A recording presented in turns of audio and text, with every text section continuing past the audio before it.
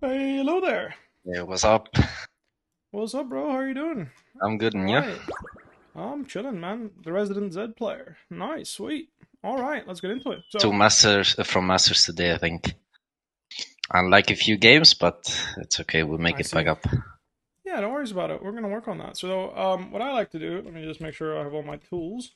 I just want to establish something. I just want to establish a certain set of rules that we're gonna follow. Yeah. This is kind of the baseline of why we do this is going to be like what we come back to when we're confused in a decision making moment, like, was this a good play, was this a bad play. This is going to kind of be our thing. So 1 second here as I get my pen to work. There Yeah. we go. Hopefully nice. So basically your general rule set, what are the rules set in League of Legends? Let me go ahead and screen share for you. 1 second. So what's a really big deal here when you're playing League is there's someone everyone does, and what is that? Why is there a top laner? Why is there a mid laner? Why is there a jungler? Why is there an AD carry bot lane? To farm. Yeah, that's correct. You Uh, farm. Now, why do you farm? to Well, get stronger. Like that is gold, correct. XP. I say CS, champion strength, right? The next Yeah. one. I usually ask people a very simple question. Where? Okay, well, I'll ask this question. Sorry. You are blue team. Enemy team is red team. Yeah. Or it's a competitive game, whichever. And you have this vision control as red team, right? So you might have the pink here, pink here, pink here. Yep. Some Yep. Yep. wards littered around, some wards. Who is going to be winning the game? I mean, from that point, us should Well, blue win. team, yeah.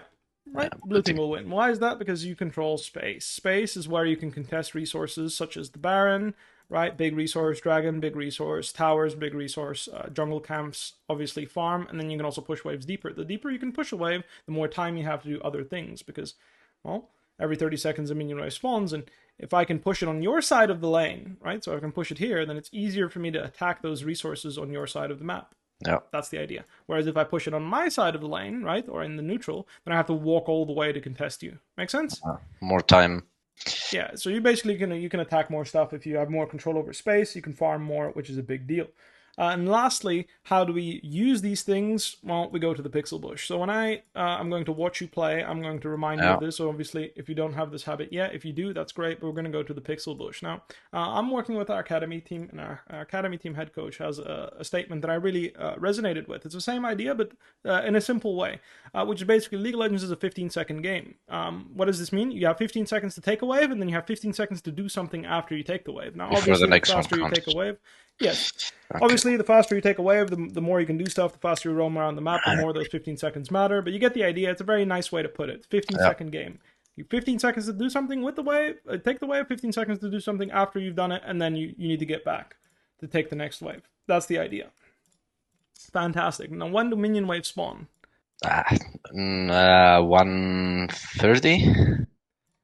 Is it 20? 105 Oh, and 5, yeah. 135. Okay, Right. yeah. So the reason why this matters is because, well, if you're looking up at your time clock, this is going to be right here in your top of your Yeah. screen. If assuming this is your league screen, you'll be able to time around minion waves much more easily. You'll have a Yeah. general idea of like, okay, should I catch this next wave or not? Obviously, you can also look at your mini map where our That's minion what I waves are usually because the do. map is mirrored. Sure, 'Cause it's just it's nice to know because when you're reviewing yeah, stuff, you'll be able to yeah, of tell course. based on the game timer, which is useful, right? So Yeah. again, very general stuff, but I really like going over this stuff with everyone just to make sure that we're aligned. Yeah. Farm is really important. This is going to be the main thing you're going to do, all right? So I'm going to pull up your OPGG here. I'm going to make sure that your numbers are good. 7.1, I'll allow it. That's not bad. But you see how the difference in Could be performance much between your better. champions? It doesn't matter. The thing is like, if you're PvPing a lot, which it seems like you are, right? So obviously KP Yeah. is not something that is very indicative of how much you PvP in a solo queue game, because you could be PvPing all the time, but you could be solo killing people and your team's killing people at the same time, and your KP might look like it's 43%, but really, you're PvPing a lot. Because like the time you take farming compared to the time you take ganking and actually pressuring people is like up there. Make sense? Yeah. Yep. All right, sweet. So you having 7 KD and PvPing a lot, which it looks like a lot, 9 kills and 7 deaths. It looks like you're PvPing quite a bit per game on average. Could be better, but that's what we're here for, to try and improve our decision making and a little bit of mechanics as well. Yeah. All right? Makes Sweet. sense. I think that's basically it. Usually I discuss things a bit more. Do you know how lethality works in the game? Just making sure. Yeah. The percent. I just watch your stream as well, but I knew percent applies first, and then everything else. Yes. I So you don't buy usually cleaver, go. Yeah, I very don't buy good. cleaver unless they have like three tanks, which is jungle, mid, and top. Mm-hmm. Usually when I pick Zed, they pick like something like Renekton sometimes or Garen. Like so, my last game, most recent one, I played against Garen mid. They have like Renekton Garen, but like you just one shot them with just Cyrildas because they don't really the armor. This broken champ can just go fucking attack speed boots and one shots you, but you know. Okay. I usually just go Cyrildas. I don't go Cleaver unless absolutely necessary. Against like Malphite or something was like 900 armor at 15 minutes. Might go Cleaver, but usually I don't. As Zed, I will say that you can go like Ravenous Hydra, Cleaver, and Cyrildas, and then rather than prioritizing lethality, you prioritize like a more bruisery build with health. It's something to consider. I'm sure you've tried it. I just want to go over it. That game you're watching right now is like a Zed Top game. That's why I went like more bruiserish to be like a bit more tanky. That's when I go Cleaver because of the HP is nice. But usually Cyrildas is fine or enough because makes sense. Wait, can't hear me? Yeah. No. I can hear you. My stream is complaining that they can't hear me. That's strange. Normally they should be able to hear me. Maybe I'm too far away from a microphone, so that could be the issue. We'll see. Hopefully I fixed it. Anyway, so, alright. That's basically the pregame stuff that I usually go over. Like, looking at your stats here, that makes sense. What I like to do next is to go over a VOD. I'll just have to lower you. There you go. I can also lower my mic a bit, like the sensitivity. I can do it in... No, it's not sensitivity issue, it's just the volume. Can you try talking again? 1 1 2 2. Hello. Yeah, this should be a bit easy, a bit better for everyone in the stream. Because you were quite loud for me, but I quite like that. I like being able to hear who I'm talking to. Clearly. No, my sensitivity just changes itself sometimes, depending on how it's feeling. Sometimes I open my PC, people hear me from like a cave, and sometimes I just... Yeah, okay. Let me just go ahead and pull up a you VOD probably here. know which player I'm usually looking at from my name. Well, okay, fair enough. I'm going to pull up a VOD of someone else. Yeah. Can you guess which VOD I'm going to pull up? I mean, if it's Zed99... Correct. That's the guy I know. Yeah, I watch him as well sometimes. Like, less so because he streams in Korean, but I'd like to just sometimes tune in and see what he's building and what he's doing. All right, so he's playing a TP Ignite game. So some people have been starting to play some TP Zed. I've seen that tech. He values Ignite over Flash, it seems, on Zed, which kind of makes sense. I mean, I can see why he's doing that. And then he's just playing, Dorn Shield. He's just throwing Qs into the I mean, considering his Conqueror, he probably will go a lot of haste, so you have W a lot. I think that's why he doesn't go Flash.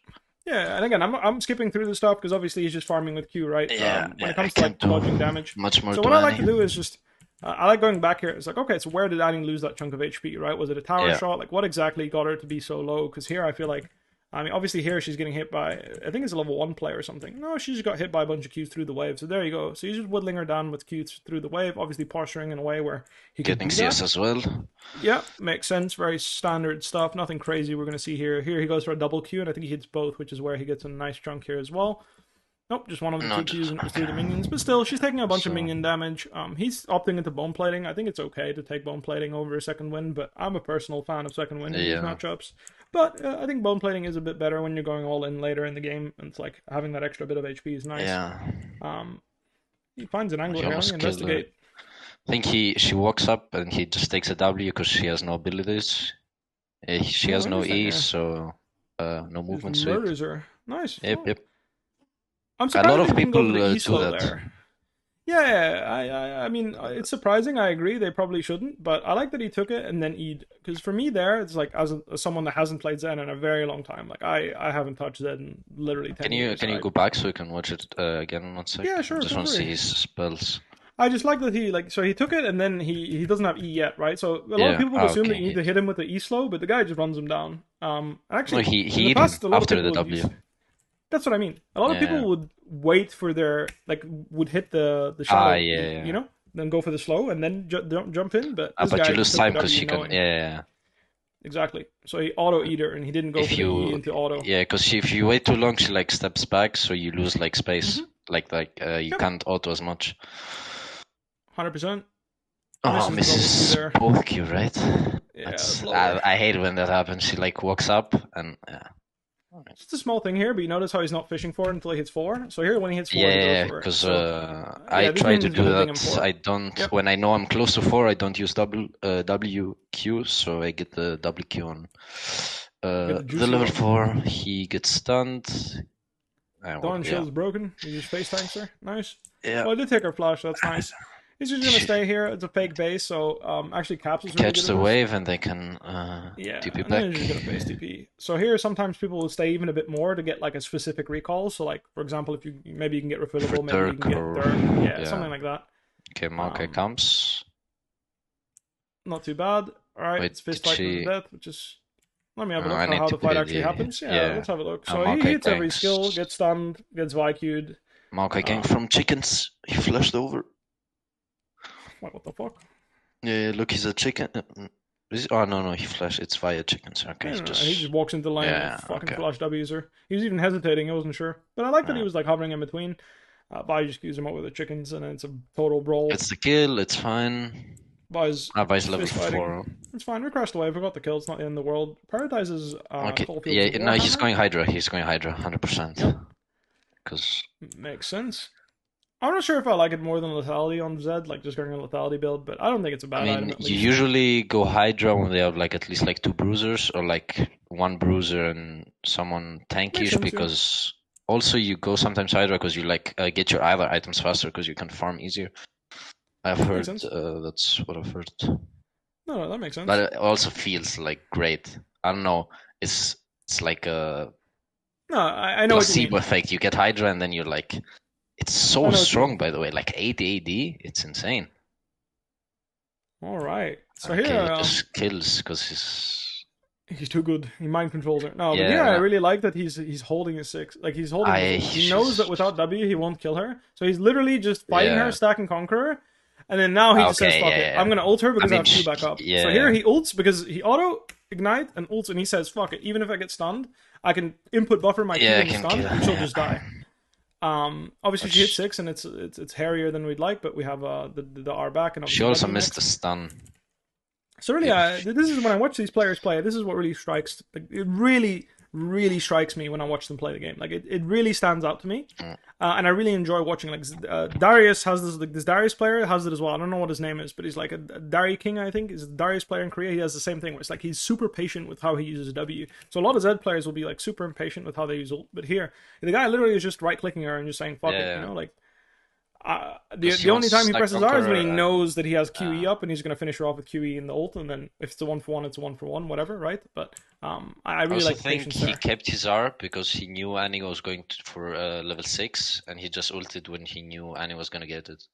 Because like in I think even if he obviously, I think if Annie plays better, then Annie just holds a bit longer still, but and Qs and then it would probably be a 1-for-1 still, because Ignite plus the death mark damage if he does hit both Qs, which it seems like if you're on top of the Annie ulting, both your shadow and you will be on top of her, right? So it seems very likely that's going to connect. He's just using his skills to farm here. He's just chilling, waiting for some information, waiting for his cooldowns. Makes sense. Nothing special. Again, a lot of the Zed play here is going to be like, a lot of Zed's laning phase is very intuitive, right? It's nothing crazy. It's just like, okay, well, I can hit my skills. I'm going to go for it, right? Try not to screw my wave whilst doing it. But even if your wave is kind of bad, you're a very safe champion, right? It's very easy it with an XW. Yep. Just chill in general with, like, generally speaking, you can very easily chill on Zed and be down 10, 20 CS and just scoop through most lanes, right? That's something that you're used to. So I don't want to focus too much on the laning phase. Really, the ability usage is what I really want to focus on. Yeah. That's really big, in my opinion, when we're watching this guy play. And then obviously, just watching how he does it. So a lot of Zed players do this Q combo, right? They do WQ. And, because then your Q should be back up. Before the death mark pops, when you have enough CDR. That is the idea. Sometimes when... But I usually do that when they're like already lost some HP. Yeah, I do think it's like a surprise thing where it's just like they don't expect they expect WR, but you actually WQ, and it becomes really hard to react to because you're expecting the ult and you're anticipating the ult, and then mixing it up is, in one of my opinions, can be really good. True, that's always nice. Just a small thing there. Just want to highlight it also for the people watching, because some of these things aren't maybe as obvious. Makes sense. So here he walks up melee range. doesn't use W, doesn't use W, and then he auto attacks into like WQ, Yeah, right? So when he's again, stunned, double hits the. he literally didn't use W until right now, and now he knows he can one tap him, so he just full bursts. It's like a target dummy at that Also point with TP Rolsey diff. seeing him. Yep, he DP's in and enjoys himself back on the map. But that's like all standard stuff, you know. They're making a play bot. He can include himself by TPing. He's going to join. Tries to dodge the Vyq, is in the box, so he can't. But I think in the wave, he's quite strong. Because that's also the upside of Hydra. The minions give you bonus damage. Goes for a little WQ poke there. Oh, a little bit unlucky there. Oh, Maokai with nice jukes. Maokai. And he gets out. What a beast. Just honor Maokai, man. Dude, I agree. This guy's insane. A little bit of poke damage here, so if he wastes his R's soon, Aphelios dies. I mean, Aphelios can also look for something here. Yeah, okay, not like that. It's close. Yeah, okay. Not if he misses his ult true, but he was looking for it. He can stay. I wonder if he'll cancel his base here. I think he will, yeah. Yeah. He has flash Aphelios, so let's see how he plays this angle, right? Because he might throw here. He's gonna ult first. Yeah, okay. Oh, he actually went for the W first. Interesting. Yeah. I'm surprised he opened with W there. And maybe he thought Aphelios didn't have flash because they didn't like follow or like time it. I think it was like I mean, I kind of like if he does like right here, like you assume that he's gonna ult as soon as you auto tag input. But I think he could have just thrown his Q and then he would have actually killed him. I think, or it would have been like really close. But either way, so maybe he can hold out. Q for a bit and like Aphelios panic. I think it's like, I mean, honestly, I think it's Aphelios favored there. I think it's on him to react to Zed rather than Zed outplaying him. So be mindful of those situations. Zed is a champ, like actually a champ that has definitely early game much more counterplay than most assassins. Especially when they have flash. When they have no flash, it's a bit different. But when they have flash, be really mindful of how you play those situations out, because just be aware that they have the upper hand and that you have to outplay them when you pick a fight. So keep that in mind. Trying to mind game them is often the right play, and sometimes you can just not mind game them with the intent of like they're assuming that I won't, they're assuming that I'm going to try and mind game them, and I didn't because I'm just playing it well. So again, he opens up a W here. Again, the main thing you're going to do when they have no flash, and he's going to right click the guy down. Spamsy also hits the slow, and then he hits R. Like that. Makes sense. Slow is all right. He goes like cleaver this game. Yeah, so he just goes straight into the cleaver. Doesn't buy a lethality item, which honestly this game, I'm not against. No, it's not bad. But I'd prefer like lethality mythic, like power spikes, since you're this fed and no one can. Yeah, no, I see what no you one mean. can 1v1 you. This is interesting. That he really prioritizes like clips. Yeah, I've seen this bit sometimes. But I don't mind really. I think at the end of the day, it's also champion dependent. So like Vi, for example, it's hard to outplay Vi when she presses R on you. Same with Annie. Like Annie Vi, if you get bursted, you're just dead if you buy lethality. So I kind of like it this game because their champions have like unavoidable damage, right? Like, it's impossible for you to like you can ult the Vi ult maybe. Can you even do that? I think so, right? Yeah, you can, but you need to wait so it goes on cooldown. Like if you tower it, but if you like wait for a bit, Vi to travel at you, then you can like ult it and it goes on cooldown. For the most part, I would say that just think about like how much damage you can dodge, right? Because even if you dodge a Vialt this game, right, doing that, like there's a good chance that you're gonna get fucking Annie timbers on your forehead, or like an Annie Q tags you and you're just dead, So I quite like it this game, but I think for the most part, that's it. Honestly, I think for the most part, I think we're just hop in game. I think listening to you talk about Zed, I think you have a pretty good idea of his mechanics and stuff. I mean, I've mained him for like 3 years now, I think, or even more. Well, but yeah, I need more like the gaming knowledge and. Yeah, that makes sense. I think it's gonna become much more apparent when we're actually playing the game. When I watch you play the game, what we need to be working on together. So feel free to hop in queue. Obviously, let me know how that goes. And then for the most part, I just want to be watching you play. And then based on watching you, I'm going to be able to give you much more feedback. So this will be a short first part. All right. If you have any questions, feel free, by the way. And you can start screen sharing whenever you're comfortable. I should be on, no? Fantastic. We're in. I'm going to mute the sounds because when I'm coaching, I don't like hearing it. Okay. So apologies to the people watching that like game sounds, but it's not for me. When I'm analyzing, I hate game sounds. Like same with casters when I'm watching a thingy. It's not like I appreciate casting when I'm live watching, but I can't. Like I actually cannot when I'm coaching. That makes sense. It's a bit easier to focus with no sound. Yeah, it's just like when there's background noise like that, it's like it's not it for me. I actually have a jungler this game. I'm surprised so many people are still playing Vi. I swear the nerfs you got were like pretty substantial, if I'm not mistaken. It was first Vi I see in like a couple of games. Yeah, but that's what I mean. Like I'm surprised we see her. Like I feel like when And when it's nerfs like, like that happen, I feel like people like usually go like, oh fuck, finally I don't have to play this champ anymore. You know? I don't know. Maybe that's just me. um, All right. let's see. I think for the most part, runes are pretty simple on him. It's like either first Yeah, strike. I mean, I guess sometimes or electrocute gets played, but I've I'm never not sure if played I'm a it in fan of like it. 10 years. I haven't Fair played. enough. Nah, Yeah. but not LeBlanc. This, it's okay. This matchup is not that Um, bad, is it? Or do you think it's like it's really it's bad? it's it's up there. It is up there. Why don't you ban it then? What did you ban? I Hecarim? ban Hecarim because my team can never play against it. I don't know. It's Oh, mental your team gap. always loses? I see, I see. It's mental gap on Hecarim. I respect It's that. fine. Go bomb plating because LeBlanc wants to trade, and usually stylish Demolish is goes fine, yeah. demolish for split pushing. I Could think go. Demolish is fine. Yeah, they don't have that much CC, so I don't need this.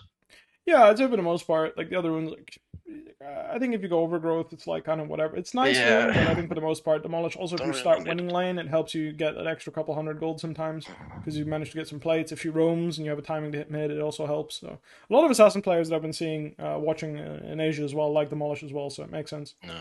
Also, Definitely. if Vi ganks, we kill faster plate and don't lose that much time trying to Hmm. get a plate. I could go D shit this game, but since I have one plating, I don't think it's necessary. I think it's okay. I really think you should like I said, I just want you to do what you're comfortable with. If you have a plan with what your starting items, I'm never gonna like tell you what to do, especially in the first game. I really want you to just play your own game. You know, Yeah. as if Well, I'm not watching. I know I'm watching, but like as if I'm yeah. not watching. And then we go from there. No, but I'll try to like talk a bit. If I talk, it's like to myself, because then it's easier for me to like do stuff. Yeah, this first Like, game, I'm not gonna be shouting at you on what to do and stuff. I hate that. Like small things, like I mentioned, like the pixel bush thing, yeah, right? And then if I notice that you're not farming at all, I'm also gonna remind you, like, yeah. yeah. So one of the first things we talked about is obviously farm is the reason. Like it's a big reason. So you said go to pixel bush after like base, right? You So just walk basically, into after bush. 14 minutes, especially. So before 14, you don't have to, but after 14, I want you to have the habit of like as you're going to a sideline, like you move through the pixel bush. You really fish for those fights, if that makes Yeah. sense. Okay, And one thing again, I if you do watch is my stream, I know I don't always do it, but that's because once you know the rule, you can break the rule. Does that make sense? yeah. But the rule of thumb is we go through mid to play the game Okay. in League of Legends. So I want you to prioritize going through mid first, and then we'll Where see where we go. where do you think I should cover in like? Okay, I You usually go usually just walk up here. mid like this. Yeah. All right, you just stand mid right there, and if someone's trying to enter the mid bushes or push you out, like if LB like, runs up to you and pushes you out, then you just back off. Exactly what you're doing. No. You try to Just over dodge so much there. I think if you just ran yeah. in a straight line, you were going to be fine. But either way, just take a recall. That's fine. I respect that.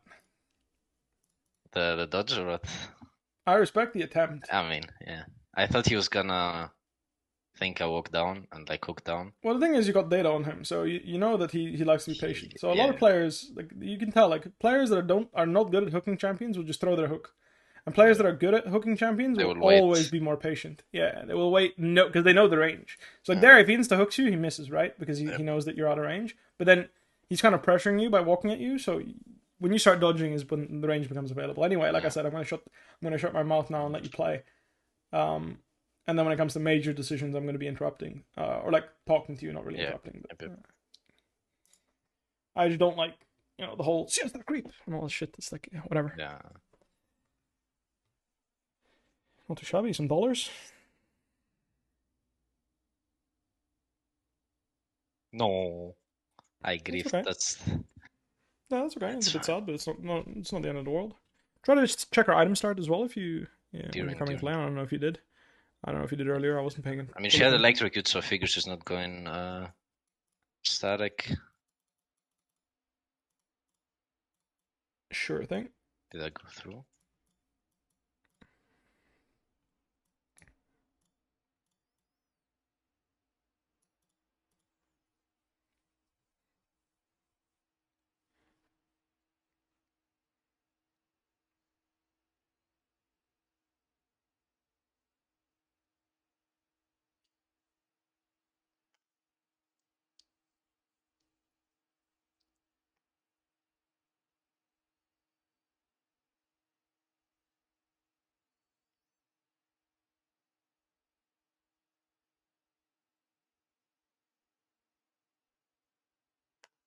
Oh, actually, I had to make sure I record your POV before I forget.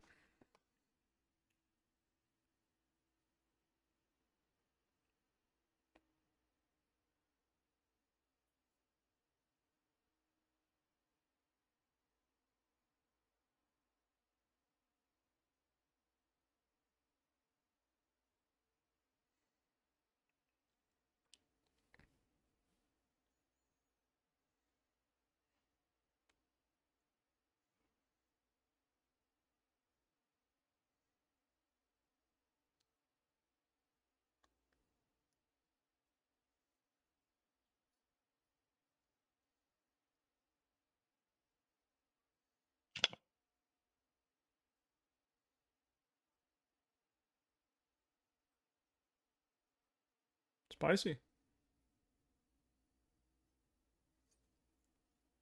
All right. Could have killed her. Yeah, if you reacted really quickly, I think you could have 1-for-1 her, but Uh, you played to survive, which is not bad. It's like too much of a flip in this lane. If I die, it's like really bad. So Yeah, you don't recover. try to. Fair enough. Only way I recover is if LeBlanc ints, and I don't wanna make that a possibility. To only like be able to play the game if she ints. I need to. Mm-hmm. So in case she loses cannon XP, that's big. Love those.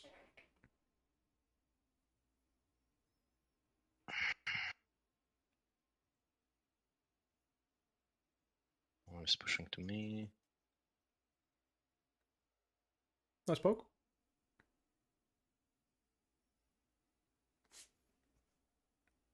So that's an example where bone plating is useful. Where if you're playing a champion, I'm muted, but if you're playing a champion that like really hard trades, like Zed, right? You fully commit all of your spells, right? So you do WEQ. Usually someone's going to want to trade back against you and quite hard as well because they don't want. Even if you get hit by Zed's full combo, you want to hit back because if you don't hit back, he's just going to keep like pounding your HP bar. So for the most part, bone plating can be good because like right there, you see how LeBlanc did auto Q and you blocked some bone plating damage.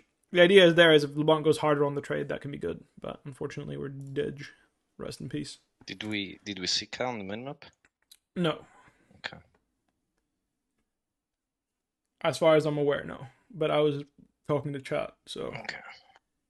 I was explaining why bone plating can be good in these matchups because someone was asking why it's good. Why would you take LeBlanc it? But yeah, wants to go proc electrocute with W. yeah. It's And also poke. you're like a hard trading champ, so you're gonna use all your spells. So when Yeah. she if she gets hit by those, she's gonna want to hit you back She's with all not her like a spells. poke champ. She's gonna go for all all Yeah, I mean she's a poke champ, but she's like she pokes not like in with single spells. yeah. Yeah, I know what you mean. I just want to clarify for the people Yeah. watching because her pattern is very much poke, just like Zed. Zed is also a poking champion, but both those champions poke in a certain way, which is slamming all their spells on you. So here you're gonna have a timer, right? And what I want you like, just here, you remember the 15-second thing? Yeah, like Yeah, I start usually moving, go on dropping warhead. wards. Yeah, it's a good idea. So there's a small thing that we didn't do, but I'll talk to you about that in review. So don't worry. Not too bad. Nice.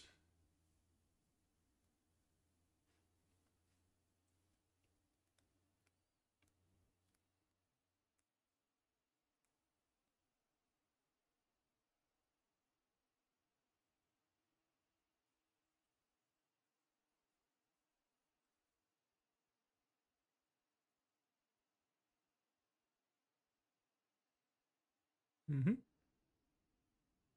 That was rolled.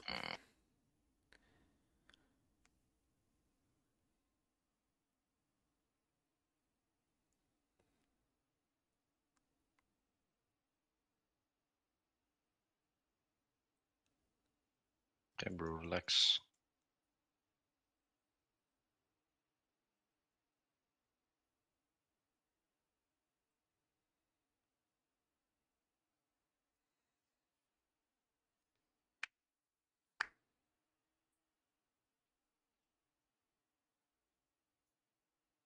Mm-hmm.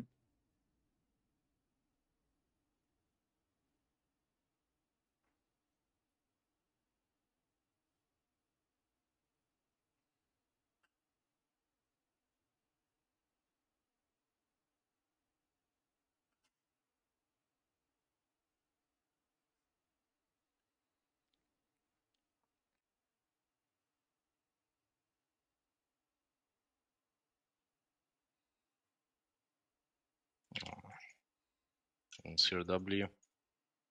Mm-hmm.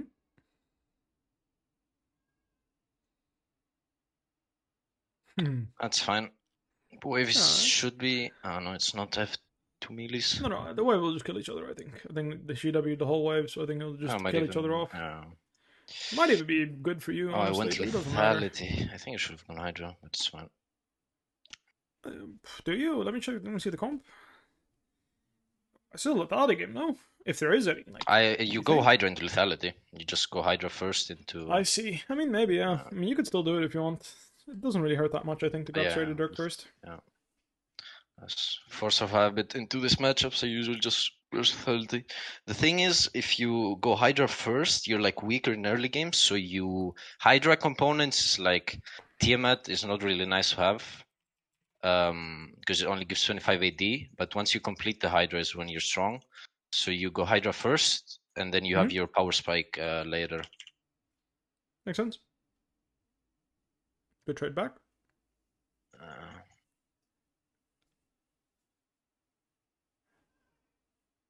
I just want to farm, bro. Yeah, just let your teammate know what you want to do. Then it's up to him. Like here, I think you can move because you have a freeze, right? So here it doesn't hurt to like start hovering and be investigating here.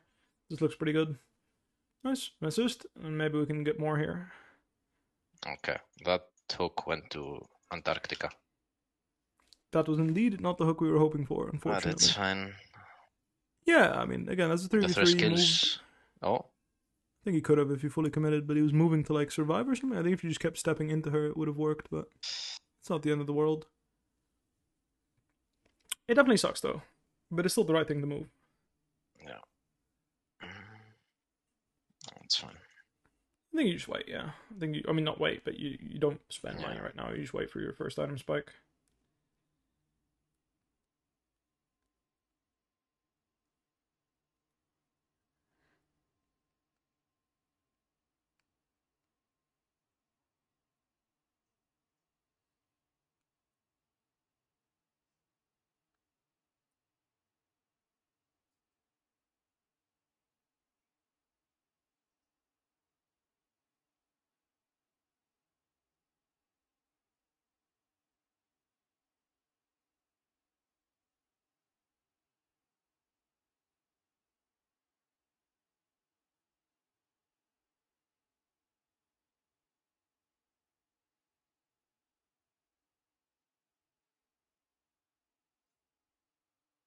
Not bad.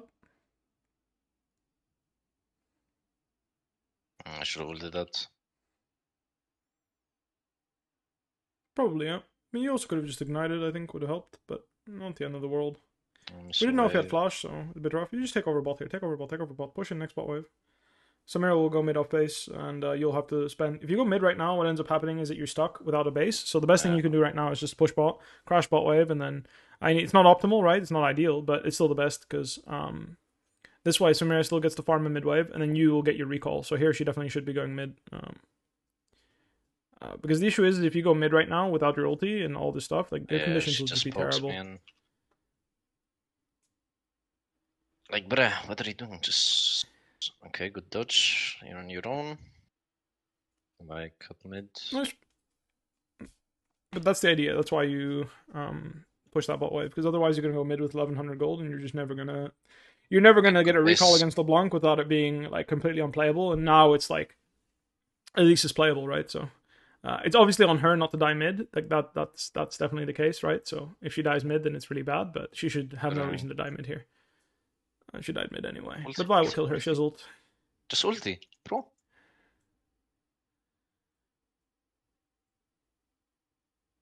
No. I wanted to kill. Okay. It's fine. Yeah, it makes sense. All good though.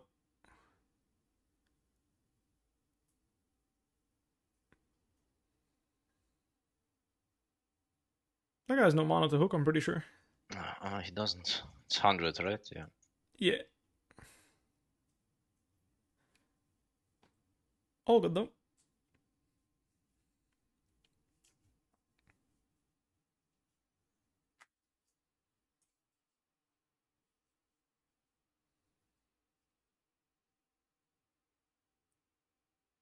Hitting a mono to EU.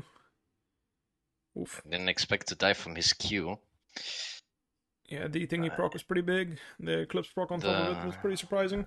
But you were dead anyway. I think even if you ult him there, I don't think you have enough tools to like turn. I don't know if you can. I don't think you can one shot him there. I wouldn't go in dead here personally if I were you, but you can do it if you feel good about that. I usually like just use it as much as possible. Sure, if you do that, then keep doing it.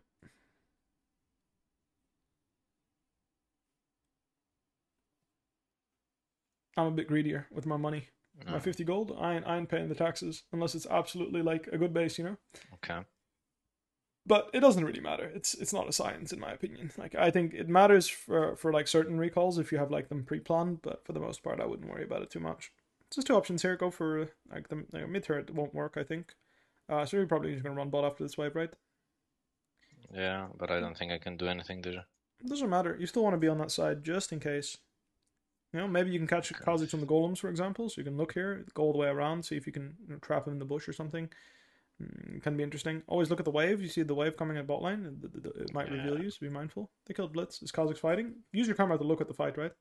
Yeah, LeBlanc's coming over here somewhere. Yeah, you can follow her. You can follow her. That looks interesting. So there's no wave anymore, so you can walk past. Really good. And see how like LB here might like int and get chunked really hard, and then you can just WR her and kill her. So this is why like hovering can just pay off for no reason at all. No, I didn't get it off. You're definitely too greedy. Yeah, you're definitely too greedy there. You should just let Vi get the kill there. Like you should let Vi keep hitting her until she has to use her spell to escape, right? So you shouldn't even use W. You shouldn't use W.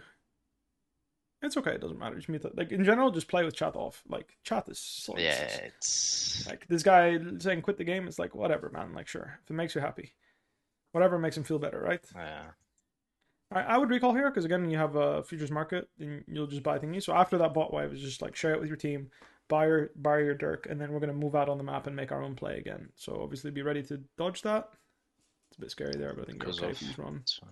Yeah, just make sure you just W to run out here. We do not want to fight right now. This is not a really good fight. Nice one. Nice try, I should say.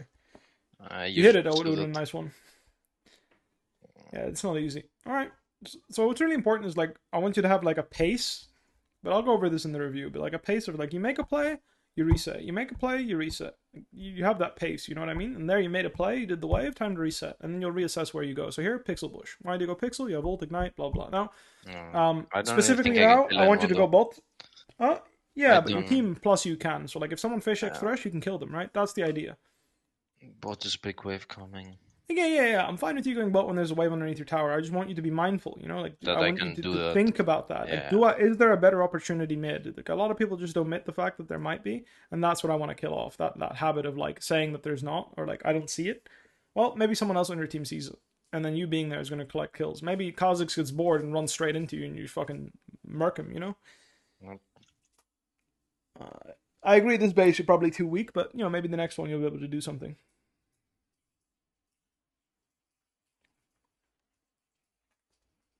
Blank chilling in the bush. Maybe. She could be, yeah. Let's use your potions here. It's a really good habit to just use your fillable potions. Stay topped off, full HP. Just in case fight happens. Yep.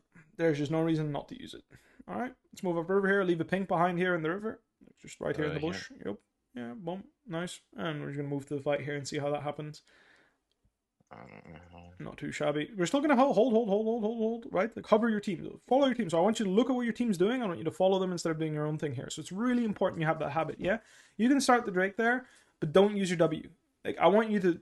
You see how Vi was maybe still looking for something? If you use all your spells in the Drake, you won't be able to follow. So really give your teammates, 5...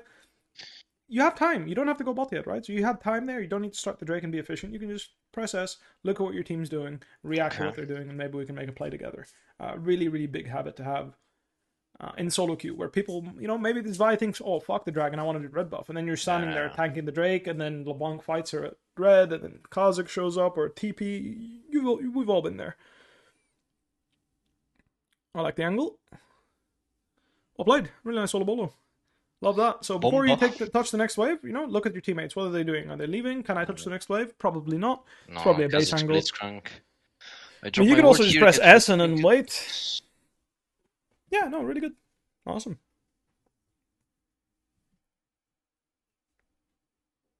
I think it's always pickaxe longsword. Oh, I guess you Ah, could do yeah, that. yeah, yeah. But I can. I think Tiamat is not worth a 50 gold Yeah, yeah. tax. I'll be honest with you, but hey, it's like I said, it's not a That makes science. It's like sense. min maxing. Like the active is not like the Yeah, Tiamat itself is that's not why that big a deal. I like to rush Hydra, so you like get the build path off of it, you know. Yeah, I know what you mean. Because you usually spike on lethality item when you get like Eclipse, Dustblade, if you go Yomus, but that's when you usually spike. No. So here So you went through the river. That's kind of the notion. I say pixel bush, but the fact that you went down to yeah, bot river, you don't have ult. You're just gonna do this bot wave quick. So here, speed it up, right? So I want you to blow up this wave ASAP because you have ult. You see that next mid wave that's coming? yeah, You see it on your tier 2 right now? yeah, yeah. That is the wave that I want you to get to. So I want you to run mid and go on that wave. Mid. Normally. Well, you can just go bot. You committed to your decision to go bot. But the idea is someone's going to defend bot. So you hover mid in case there's a mid fight. Like this. If there is, you're there. If there isn't, Yeah, you go back bot. That's the idea. That's the habit. So like before you go to that bot wave, you're going to lose like 1 CS on average for that hover. And who cares, right? No one. It's 1 CS. Doesn't matter. But you see how here you would have been a part of this fight. And again, I'm not a mind reader, okay? Like I'm just telling you what happens in League of Legends. yeah. Shit like this happens for no reason all the fucking time. So let's just crash this. Yeah, let's just push here and take over mid. And I'm just gonna push mid here. Nicely done. Obviously, if you look at LB, is that a move we want to make, right? I mean, I could have done it, but chasing Yeah, LB now we around do mid tier is 1. We're done with mid tier 1. We can still go kill LeBlanc, right? So you can I still run agree. into LeBlanc's lane here. You can also go kill that guy bot. It doesn't look that easy. But like here, you can just go into top lane here instead, and we can just take over top, and then we can take a base after this next top wave, right? So Yeah. we can do that instead. But just to help you understand, you see how Samira made a play, like farmed, made a play, and then she's going back to farming? Like now she's weak. If the enemy team is any reasonably strong in the game, they're just going to walk mid and kill her, you know? Yeah. Or like get her to base or whatever, right? And again, it's not a miracle that she can't touch that wave, right? No, she's like half HP. She needs to recall, right? So same thing with you. So yeah. you push the wave, and now you have a timing. Do you recall with it? Do you go mid with it? What do you do with it? I'm going to recall because you have a lot of money, so. Yeah, perfect. I'm going to spend, yeah, now when you spend all your dollars, hell yeah, get in there.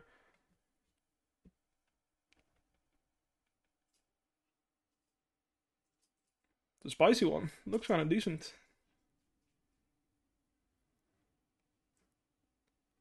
That guy used flash, I'm 90% sure.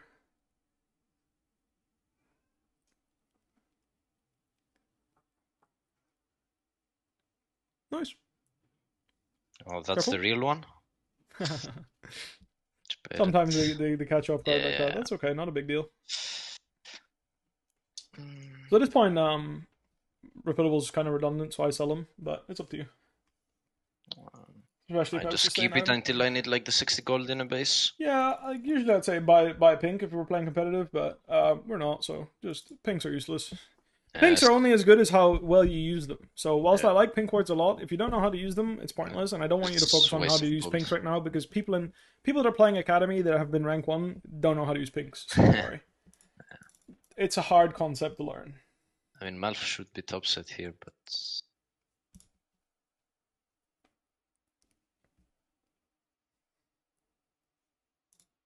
are we contesting that? LeBlanc's 10 seconds by stop set.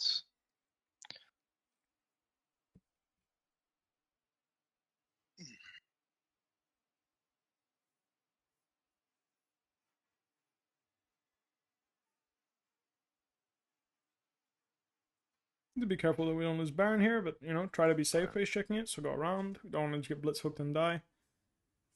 We do have 2 pings for him. Alright, let's just look here, the other team, right? See what you can do. Throw spells is decent. Yep. And then here we're just gonna do what we can. Nice. Careful for LeBlanc over the wall. Nice flash. Got 1 shot. Holy fuck, is Samir balanced? No. Careful if flash ult, don't let that happen. Probably could get Baron here as 3 now if you guys just do it, but it's like not the end of the world if you do Drake instead. No, let's just go Drake. So here, just do whatever the fuck your teammates are doing, okay? So like, again, if you want to like obviously stick together. Don't die to him like flashing on you or something like that. That would be a shame. And like here, like don't be afraid. You just hit the dragon and reset. Like you made a play. So you picked the fight. So you went base, came off base, picked a fight, killed 4 people, went Drake, took Drake, reset. You don't have to go make another. You don't have to go farm more right now. You can, But just keep But in mind that that means that you're not playing the game. Yeah. So if you go bot lane and farm right now, the 'Cause I enemy need team to will base all have sometime. respawned. Yeah, basically the idea is they're going to all come out of base and they're going to make the next play without including you. So now if you base first, you're going to move through mid, same idea, same top pixel or bot pixel, wherever your teammate's going to fight, and you're going to react. If there's nothing, you can tell your team, guys, I was here. I don't think there's anything. I'm going bot. You see that Garen? Just go fucking kill him, right? We're 4 people. We can just go kill him together. But that's the idea. It's like now you're available, and you can still go farm bot if that's the play, right? So you can still opt into that if you like that. But at least you have the option to going here. So here you can just take over top. Obviously, it's the nearest lane. You're a carry. You're pinging Baron. Well, I mean, the sure, wave yeah, is. yeah. Oh no. Yeah, you can just yoink this wave, and then as you're yoinking the wave, go towards things. Be mindful of Kha'Zix, right? Don't die to him. That's all I care about, really. And then here, if you want to do Baron, of course, just do Baron, right? So depending on how this plays. So I'll let you play out the angle and shut up now.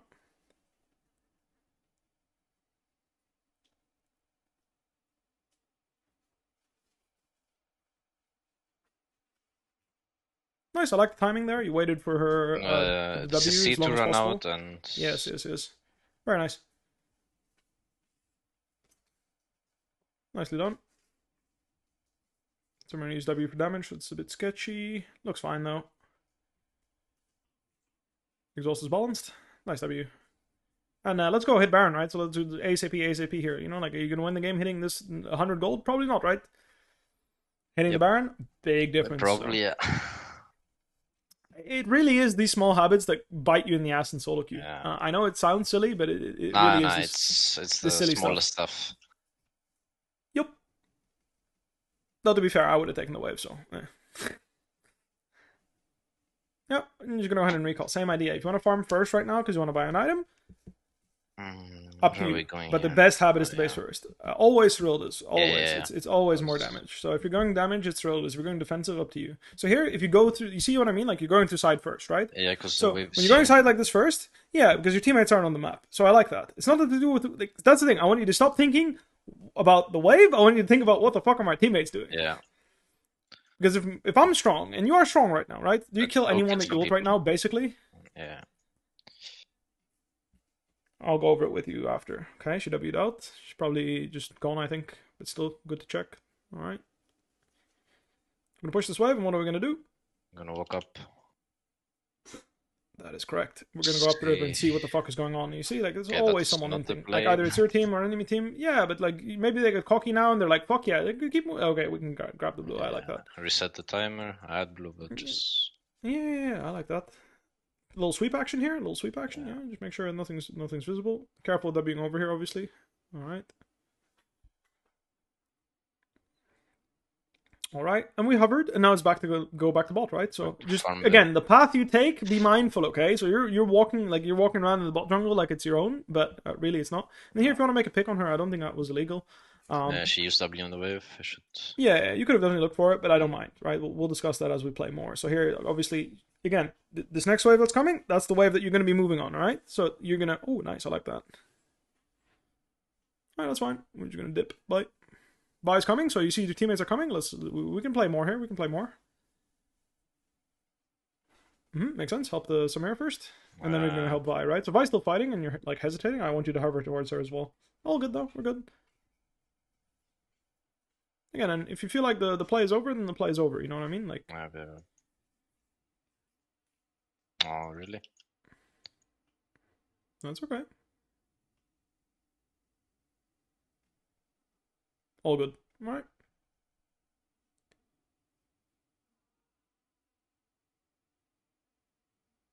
Miss Cannon for fun. It's all good. She has no ult, so if you want to snap her neck, you could. I don't see the team though. This is your last wave, so this is the wave that you're going to be able to kill her, and the next wave she will be fine. So keep that in mind, right? So right now, after you kill this wave, it's too late, right? So I really want you to start thinking about this game, League of Legends, in time, in waves. Yes, think about the game in waves. So right now, the next wave, everyone can be here. So maybe even base even further if you don't feel comfortable basing here. So you see, it's really that simple. Like if you start thinking about waves, it becomes really easy to kind of understand when people are going to show up and when they won't. So same thing here. We push that bot wave. We don't need to go straight bot. Let's go through mid. So here I want you to walk through that pixel. You right click on Thresh's forehead. Yeah, have that habit. Right click on his forehead, And just, you see how Blitz is going to walk in here or not? It doesn't matter. Some blitzes will, some blitzes won't. But you're giving your Thresh an opportunity to make a play here. And obviously, since you're very strong, you love that opportunity, right? You can kill most champions on the enemy team right now. Again, you're here. You're ready to fight. Your teammates are not. You're able to trade back damage. You see how much damage you're doing here? I should have ulted. She does. Yeah, but if you back off right now, so you back up, right? Okay, well, we're not backing up. We're going, says Malphite. Nicely done. See, you're here. You're playing the game for your team. Yeah. You're taking responsibility for them. They don't have to PvP when you're PvPing for them. You feel me? Insulted the clone. That's okay. Alright, and that's good enough, right? So what I wanted to say is, like, if you guys backed off after Kha'Zix was 1 HP, you already got Drake, right? And that's because you were there chunking Kha'Zix. If you weren't there, you wouldn't have chunked him. So you got Ocean Soul just by being here. By throwing your spells. You feel me? Yeah.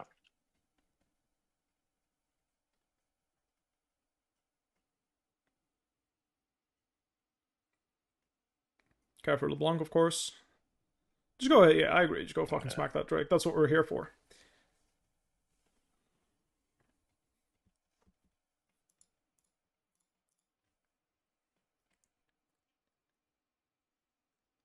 Nice one. Very nice. Solid. What do we do? We base.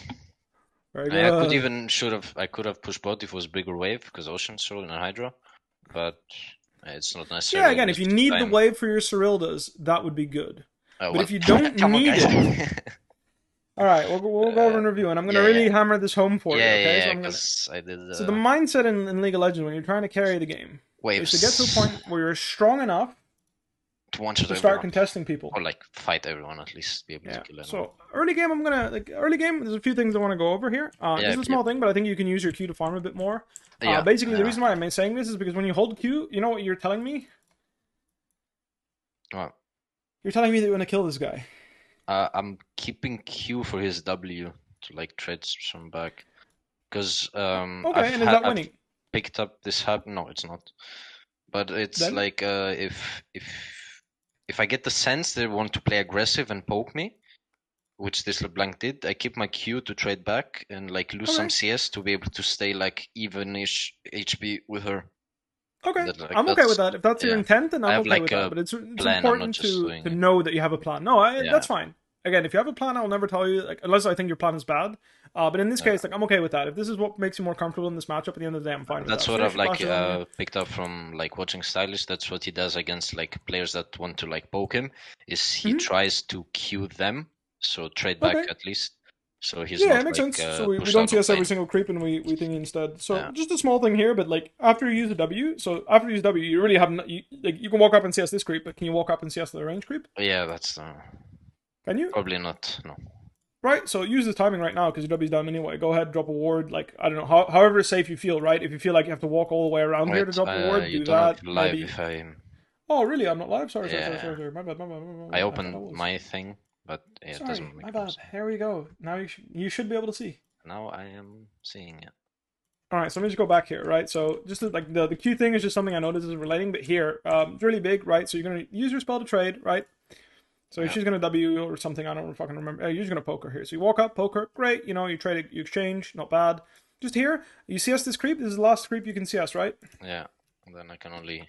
You can't really walk up and CS this because you're in danger of getting chained and getting fucked, right? So the idea is maybe I could because of the minion blocking, because she has no W. Okay, well, after that, I'll just say that like if she last hits this and starts walking with you, it's pretty dangerous. So we're just gonna agree that you can't. Okay? Yeah, makes sense. So what I'm saying is we're just gonna go here and we're gonna drop our ward, or if we want to go this way and ward, that's fine too. Ideally, you don't ward the lazy bush. This is the lazy bush. No, I usually ward behind the wall, like. After he exits Raptors. Sure. I used to ward the lazy bush, but like it's useless. If he's there, I'm probably dead anyways if I see him that late. Well, that's the first thing, and the second thing, they can dodge the ward. But anyway, just a small thing for warding. A really good ward that a lot of people don't use is like, I can show you on this side. You go this way, and then you put it outside of the bush here. Outside the bush, okay. Yeah, because then you can actually see them walking into the. You can actually see them if they The go whole like around river. like this. Yeah. You have to go a bit further up. It's like more here, but you get the idea. Yeah. It can help you again. Between There's 17 pixel different ways to and get mid. to the bush, but Yes, not basically. really. You hug the wall and you put it in between the two bushes, and then if he enters the bush, you can see him entering the bush. But anyway, we actually saw him ganking bot, so I was dying here. It was kind of disgusting. I'm not gonna lie. Yeah. It's fine. I also didn't pay attention. I was trying to I listen to you and play. It's okay. Don't worry. Look more at the minimap. That's fine. Here, again, it's the first timing that you have. You have a timer, you move, you get vision. It's going to help people make better decisions. That's what vision does at the end of the day. It's help you make a calculated decision. So we're just going to move in here, grab whatever CS we can. I'm going to fast forward all this crap. Let's have a little look at our all in here. So we are here. Again, like you see the difference between when we were watching Zed99 is like he would like I feel like if he was looking for a kill here, which is a different topic, he'll just keep walking, right? So he'll just keep walking and just pressure her, and then if she throws a spell, she reacts. Just a small thing here, but she used her ulti, I believe. Like here, there's a moment where she wastes her ult, and you can tell that it's a ult chain. So just a small thing against the block. That's a big deal. Because I thought you had a really you had an angle there. Purple, the ulti. Yeah, it's like I don't know what color it is, but she used her ult. I think I don't know. I don't know when it was. It might be later. Anyway, I know. She used it. I think it's right here. Right here. I think if you ulted this, I think you'll kill her. I tried to ult, but I ulted like too late, so she was out of range, I think. If you watch, look, I step back and I get creeped. Yeah, I see it. I see it. She still would have hit you with the chain, though, so just saying. Yeah. You weren't fast enough to dodge the chain. But either way, like, just a small thing there, you could have looked for it. If you know you can dodge the chain and kill her, that would work. And then here, nice auto E input buffer, get her ignite, not too bad. Again, I'm not going to go over this too much because the thing is you can tell, you can look at this and you can tell me what you did wrong. And that's why I don't like wasting time reviewing stuff that you can tell yourself. That's just a waste of your money. You can tell me. Exactly, the stuff that you don't see. So here, this is the first time where, well, first things first, I'm going to pause here because this is where it gets interesting, and I need to go to the bathroom. So in order to properly give you feedback, I need to not be squirming around. So 1 second, please. Excuse me for a moment. No problem. Okay, how's everybody doing? Type 1 if good day, and type 4 if bad day. Why 4? I don't know. 8. Okay. Damn. Okay, some ones. I like it. And the 69 guys. All right, here's where it gets interesting. So I'm a big believer that you should connect with your teammates. Now, what does that mean? If they're looking for a play, try and follow them. You connect with them, right? So connecting with your teammates is really, really big. So this is the number one thing I work with the academy team that I'm working with right now. Is the first thing I wanted them to understand is the first thing is think about connecting, and the second thing is talk about connecting. So the first thing for connecting is really important is what's best for you. Right now, are you going to get more or less than contesting the space if you fast push this next wave and LeBlanc loses these 6 creeps? Probably less. You're right, because if we don't contest the space, what's going to happen? They get Herald. Right, my Herald is roughly 300 gold. And plus 350 worth. I give it the bare minimum, which is 2 plates. Usually in solo queue, it's the bare minimum. Yeah. Make sense? Yep. Clean flat top? What the fuck? Why is everyone like on my whole chat? Wait, what? Wait, what? Oh, no, never mind. I'm trolling. I took over. No, I trolled. Ah. Oh, it's fine. Nice. I was confused. All right. So we want to hover here. So here, had you hovered a bit earlier, would have been great. Yeah, right. Made the difference in this case. It would have made a difference because maybe you could have finished off the thingy right now. Kazakh doesn't get this last hit off. Maybe she gets triumph. Maybe LeBlanc. Yep. Maybe. We love the maybes. That's not the point. The point is just I want you to agree that you want to have the habit to hover here. Already right now, you can start moving. Like they're moving in for a fight. Already you could have started moving, right? If Blitz made it first. I could have made it first if you just fucking sent it as well, which you should have. But the point is, that's what I want you to get to. And this is just another one of the examples. The thing is, sometimes it bites you in the fucking ass. Just like it did, right? Because you ended up dying. LeBlanc lived. It was 1 for 3. Not good. But the habit is good. Now, I break the habit when I feel like, not a fan. Here, we're on bot. Again, not going to go over this. You know how to kill this guy. Yeah. But the macro decision, I already told you this in game. Here, you have the habit of, look at you. You're running mid, right? Yeah, I should have stayed and pushed faster. I should have done faster. It's okay. Again, it's not super easy, but the idea basically is Samira doesn't farm this wave anyway, yes? Yep. And if she runs mid, she will catch this wave. Yep. So if she runs mid, she'll catch this wave. If she runs bot, she'll catch this wave. We agree, right? Yeah. What's the difference between those two waves? That if she runs bot, no one catches mid because I don't have the time because I need to base. So if That I is correct. stay and push bot, she can catch mid and Yep. not as much gets lost. And I was trying to say, in terms of value, there's no difference. That's the Yeah, question I it's asked, but you gave me the full answer. But the same. thing is, in terms of value, it's still 100 gold each, right? Or 170 if it's a cannon, whatever. So the point is you want to stay bot here, push out, because you're fighting the Xayah with low resources. You're low resources, she's low resources. What does this mean? She's used her tools to fight. There's been a fight here. You're 2v1 right now because you ended up ganking bot and they traded 1-for-1, but right now you've got Thresh to help you push, right? So here, Vi's on our side, we have Thresh pushing, we're going to push this wave base, spend our gold, and then we can go out mid. What is Samira going to do, right? So from your POV, if you're mid and this happens and they get a kill mid for some reason, then you're going to go bot, catch that wave, and then just walk around and go catch your mid wave and just lane again. So it's important to do that, because right now, if you walk mid and LeBlanc sees you low HP, having a lot of gold, she's just going to end your career and make you feel very miserable. Whereas here, you're obviously very comfortable laning against Xayah.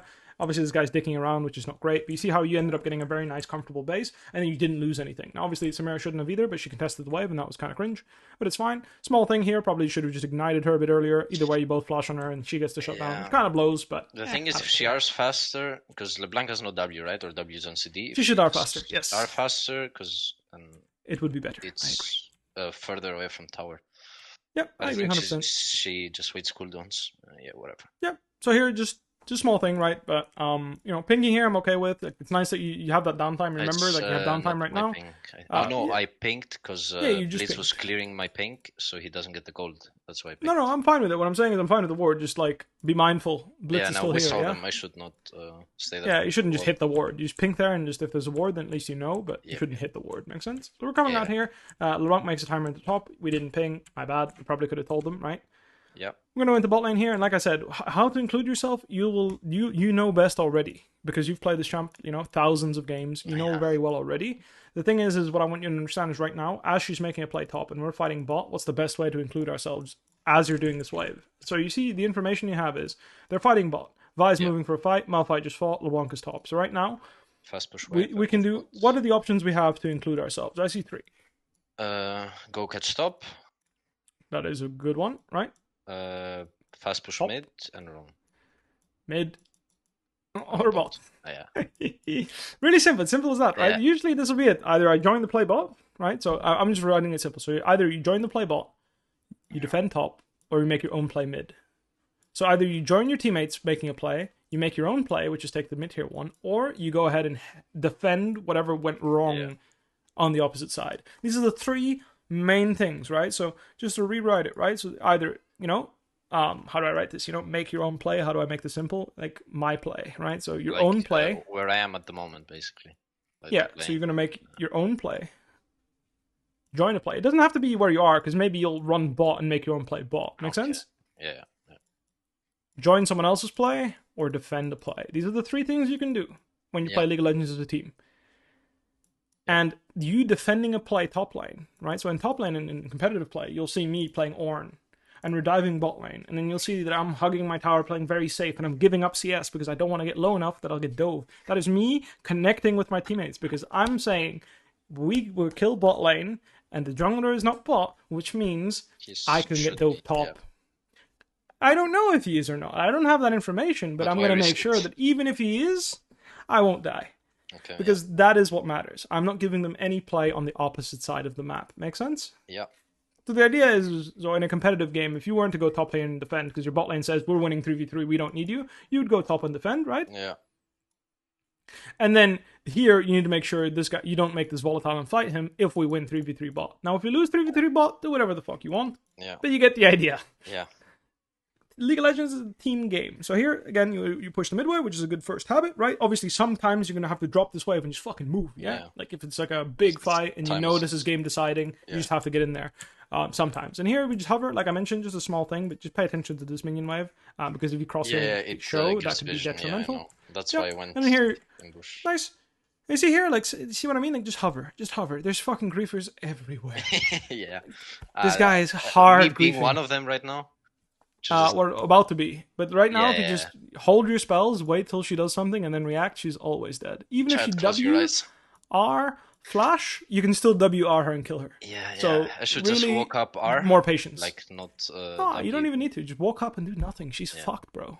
She needs to make a play. She needs to get out. You can just throw your Q and then WE her and kill her. You That can was leading. WER her. That was leading. It's okay. I agree. But hey, it's fine. So here, just careful. You made a play bot. It didn't work out, but you still made a play. So brace first.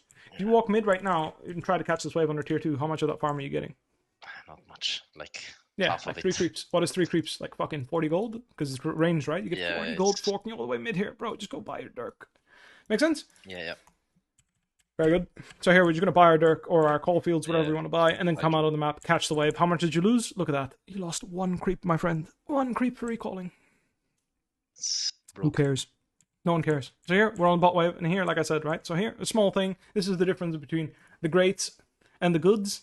The greats, if they're, right now, the best players in the world will match LeBlanc's timer on mid here. So what they will do is they'll start moving.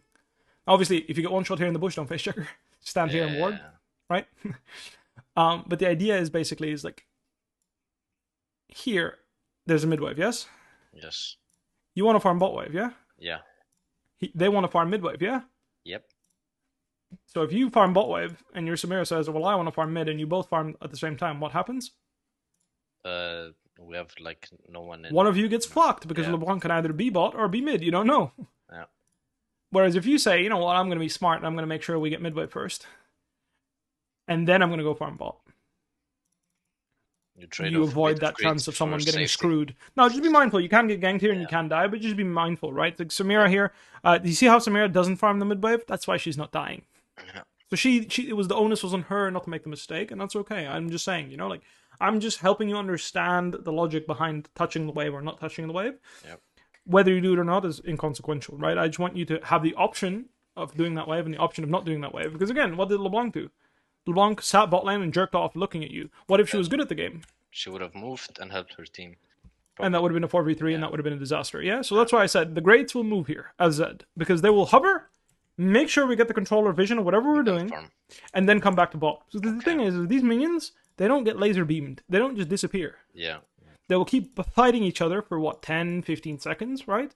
And you can always come back and catch the cannon. You can give up 2 melee creeps, 3 melee creeps, 1 melee creep. The point is, the value of the wave is in the cannon, and mostly, right? That's the big value here. So here, you can hover mid, give up those melee creeps, and come back and catch the cannon. And you still gained CS, you're still farming, but you've compensated because the tempo is bad in the game, right? Your tempo is bad. What does it mean for your tempo to be bad? Basically, is I am second to influence the map.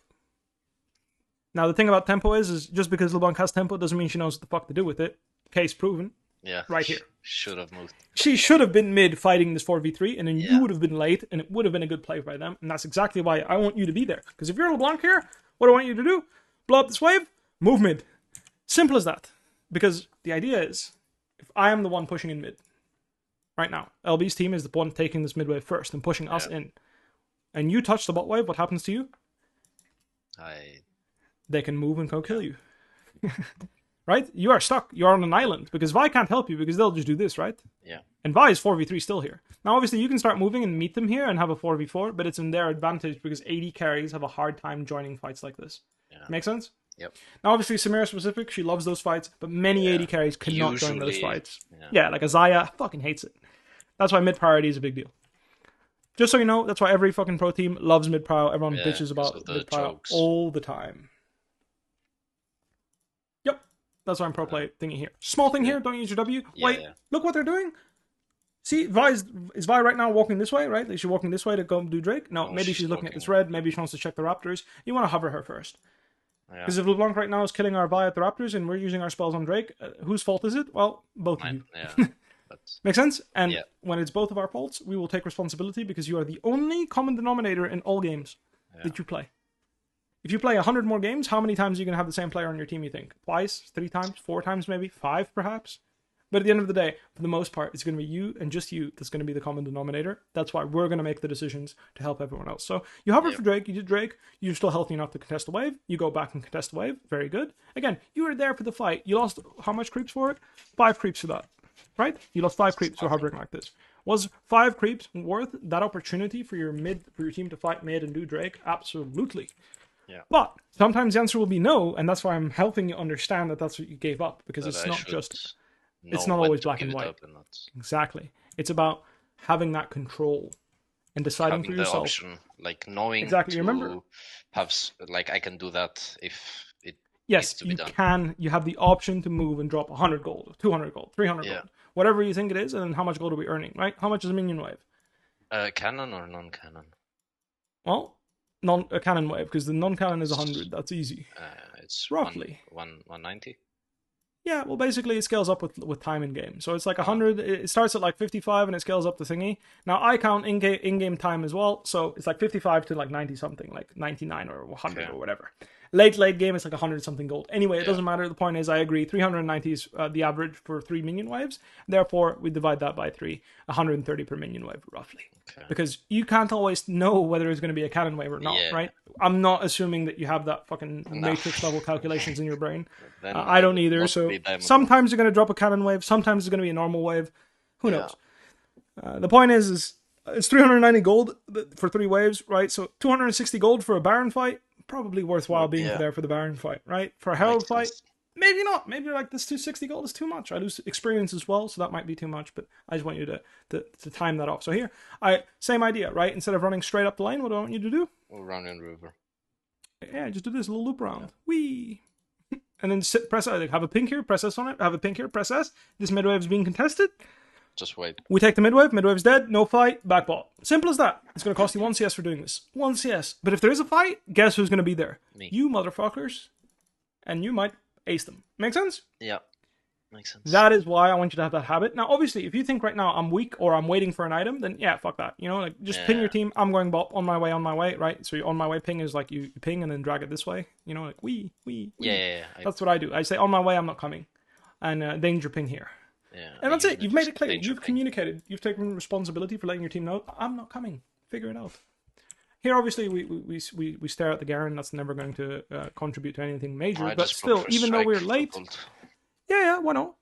I'm just saying, right? So that's the idea. Is when you push that neutral wave, a lot of the time someone's going to contest you, and if you're stronger, you can push them all the way in. And if you're not, well, this happens. But either way, like I said, this fight might have happened or might have not. That's not what I'm talking about. I'm saying that it very often can. And what you can do is you have time before the minion wave starts dying. So use that time to start hovering, just in case that will happen. Same thing here. Are you joining Samira's player, making your own play, or are you defending bot?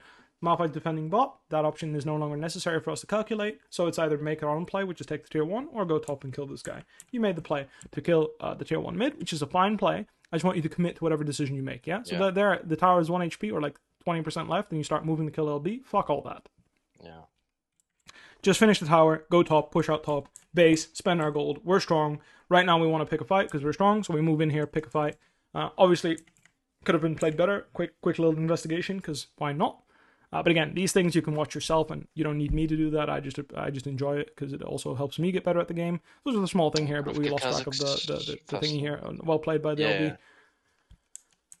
Happens sometimes. We did get Kazakhs though. It's a small thing, but buy a pink here instead of available personally. But again, if you don't know how to use pinks, it doesn't matter. The nice thing about pinks is when you're gonna notice that pinks are gonna be really useful when you're gonna be going to a wave, pushing it out, then recalling and rinse repeating. Make sense? Like not recalling, but going mid, making your play, recalling, going back bot, and you'll notice that pinks are really useful. So you see here, for example, let's say our Vi gets caught here, right? Yeah. You just do this. This is it, right? So you just chunk the shit out of this guy, right? So in this case, he actually died, right? But let's say you don't kill him, but you put him to 1 HP. Like, look how much damage you did. This Kha'Zix, I'm assuming, right now he's 70%, right? Right now you didn't burst him, and let's say Vi doesn't get this damage off, right? Because you killed her, right? If you weren't here, maybe they can start Baron. But you started fisting their whole team, right? You're just throwing all your spells and murdering them. Nice flash there on the LBW, and it's good timing. Nicely done. There's a small thing here, but high MMR players probably start Baron here. I don't know if Garen can run in and stop us though. Maybe, probably. So, maybe it's bad. Anyway, just don't die to Garen. That's all I care about. So here, if you're dicking around, your tempo's bad. I don't care. Just don't die to Garen. So as long as you don't die to Garen, I'm happy. You hover for Drake, get Drake, base, go back topside. Guess what? This guy wants to die for no reason. We fucking kill him. 650 in the bank. Do top wave. Like I said, just commit to your decision. If you're gonna hover top here to do the wave, do the fucking wave. Yeah. Then move. We move. Very good. We hover for the play. Obviously, how you play this X, Y, Z, blah blah blah. You know better than I do. In fact. Because I'm not a Zed player. Really nice stop on the timing there. Your Zed ult was really, really well timed. I agree that was not optimal, but the timing on R was good. And here, we just turn. Very nicely done. And obviously the way you play this fight. Like, this is all natural stuff. But the fact that you were here is because You ran to top pixel, even though you were supposed to be farming bot, correct? Yeah. I mean, so if we go back, right? So we're walking out of base here, and we're looking at bot. So I don't know which wave you want to farm, right? But there's a big slow push coming usually bot. You're just playing farm Zed. on the side of the objective because I don't play TP. If I TP, Yeah, sure. Yeah. So you could be the one running top here. So you're gonna end up running top. I'm just saying, if I was playing Zed this game, it's 23 minutes. I think my team is fed. I would run bot here every fucking time if I was a greedy piece of shit and I needed items to farm, because I don't think they can just start baron in our face. Make sense? Yeah. But I would go through bot pixel. So that's the thing, right? Yeah. So that's the habit I want you to have. In this case, we go through top pixel because you want to go top, and lo and behold, obviously in this case, you can make the argument that running through lane top would have been the same outcome, but often there's going to be a fight here, or a fight here, or a random fight here, or on mid, and then if you're walking like this, guess what? I'm there. That's on that is, you're able to get in for the course. Make sense? Yeah. Yep. That's on your way there. So here we have a fight, summoner spells used, etc. It's good to remember what is being used here. So for example, Zaya's ultimate, do you know how long cooldown it is? It's really long actually, right? It's above 1 minute easily. It's like 120. Is it? At this point, it's probably like 90 seconds, I'd say, with Navori, if she has Navori. But it's, I believe it's 140, 115, and 100 seconds, or something like that, 90 seconds at 16. So it used to be that. I actually don't know what it is right now. But the point is, keep it in mind, right now she has no flash, no exhaust. So when you walk off base and you see her on mid-wave and you know she has no flash, no exhaust, you can just fucking snap her neck. I don't even not ready for it. Does she have exhaust or does Blitz? I don't even think she has exhaust. She exhausted you. I mean, either she or Blitz did. I don't fucking know. Either way, like, whoever has exhaust, it doesn't matter, right? So a small thing here, but the same idea, right? Here, before you do the next wave, if you normally have a job, you'd walk here and pink this first. But you already have a pink because you were diligent before. Fantastic. That's why pinks are nice. Yeah. They keep you safe, because Kha'Zix could be in that bush, right? Kha'Zix could be trapping you on side. It wouldn't be unusual. Yeah. The safe thing to do here is not to go straight bot lane. It is to go through jungle. Mid, correct. Go through mid, right? So go through the pixel here. Yeah. Push mid, and then walk with your support. Your support will help you. Okay, yeah. You'll help your support. Symbiotic relationship. You know how me and Hilly had like a thing? I don't. You probably watched me and Fnatic, right? I watched like Fnatic, yeah. When I played, I'm just making sure. Yeah, I watched you. Yeah, this is the thing, because I was the guy that always did this, and I would always hold Hilly by the hand, and he would hold me by the hand, and we would waddle together into the enemy jungle, trying to kill everyone. That's what we would do. That's what we were known for. And that's because I would always go mid. Always. So like right now, I touch this wave, I will still go mid. Yeah. Right now, I'd go mid. Because you see, there's a mid wave. Oh, there's a mid wave. That means me and Hilly can kill people. Yay! Okay. Let's go kill people, right? And you're strong. You can kill people right now, correct? Yeah, definitely. So what I'm saying is, you don't have to be the cycles like me and him. You don't have to always go mid. But I'm saying, I want you to be aware that you can. Okay, yeah. So right now, what can you do? You go take the plant, press S in this fucking bush at the dragon, or press S in the pixel bush, and then, nothing mid. Okay, bye. Be there in case something happens. Yep, you can be. Now, obviously, the more time you spend prioritizing going for the wave, the more time you'll have on your next move, right? So right now, if you instantly go for the next wave, your next move will be longer before you have to come back bot, because you're already here catching the wave earlier. And I can push really fast, so I have like a lot of time. So see, absolutely not your fault that this guy's running it down, because if he has a minimap, he knows that you're not there. But you see how there's always someone griefing? Yeah. It just works out that way. Yeah. So like you. All Witchy, it doesn't matter. Yes, that's the thing. But the enemy team is doing the same thing, and you are there to snap their necks to, and that's what it's all about. So here we're just gonna grab this wave. Lovely stuff. Very nice. Obviously, there's gameplay to be had here. What I mean by there's gameplay to be had is sometimes there's a play and there's no gameplay. What does that mean? You get outplayed, quote unquote. You know, Vile 2. Well, there's no gameplay to be had. But this LeBlanc Blitz Kha'Zix situation, you can make some gameplay happen. So obviously Vi's really strong, and we kind of just hesitate. I do think we could have fought with the Vi, but I mean, I think we hesitated a bit too much, and then now we got chunked and it's just over. Samira just ditches. I think if Samira fought, you could have joined, but if Samira ditches, you kind of have to ditch too. You don't have the tools anymore. LB's out of the fight though, so I mean, it's fine at the end of the day. It doesn't matter. Our Vi was pissed, but who cares? Not us. So here we're just gonna walk up. It's all good. You know, we're being chilling. Chill. We're chilling. Malphite fucking sends it. But you see what I mean? Like, you were here. You and Thresh. Thresh actually ends up fucking dying, right? So let's say he died. Still, the fact that you were here and throwing all these fucking spells at this Kha'Zix. So look at his HP, right? So the fact that you did this, right? Pause. Right now. Fight is over. Can the enemy team contest Drake minus jungle when you have minus support? They can't. Like right now, 4v4.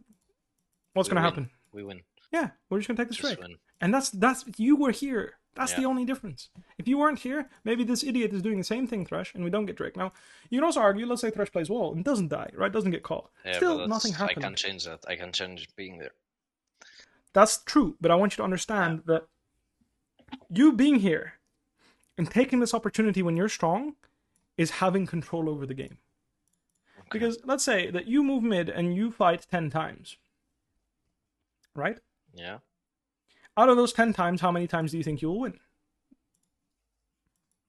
Considering how strong I am, probably like... Will you win every single fight? No. No. So, what are you giving yourself? What odds are you giving yourself? What are you feeling? Out of 10? Yeah, out of 10. What are you feeling? How many times are you going to win? 7. 7 times out of 10. So you're telling me that if you took one fight, you either be 1 out of 1 or 0 out of 1? Right? Yeah. You could get outplayed, right? Yeah. So, that's why I like this more. Because if I go walking down mid and I lose 2 fights in a row, but I know that I'm going to, out of 10, win 7 of them, then, well, I know that the next 8 are very much in my favor. Yeah. Obviously, the more fights you lose, the harder it gets to win. Yeah. But my point is, sometimes when you're playing Zed, especially, this type of champion,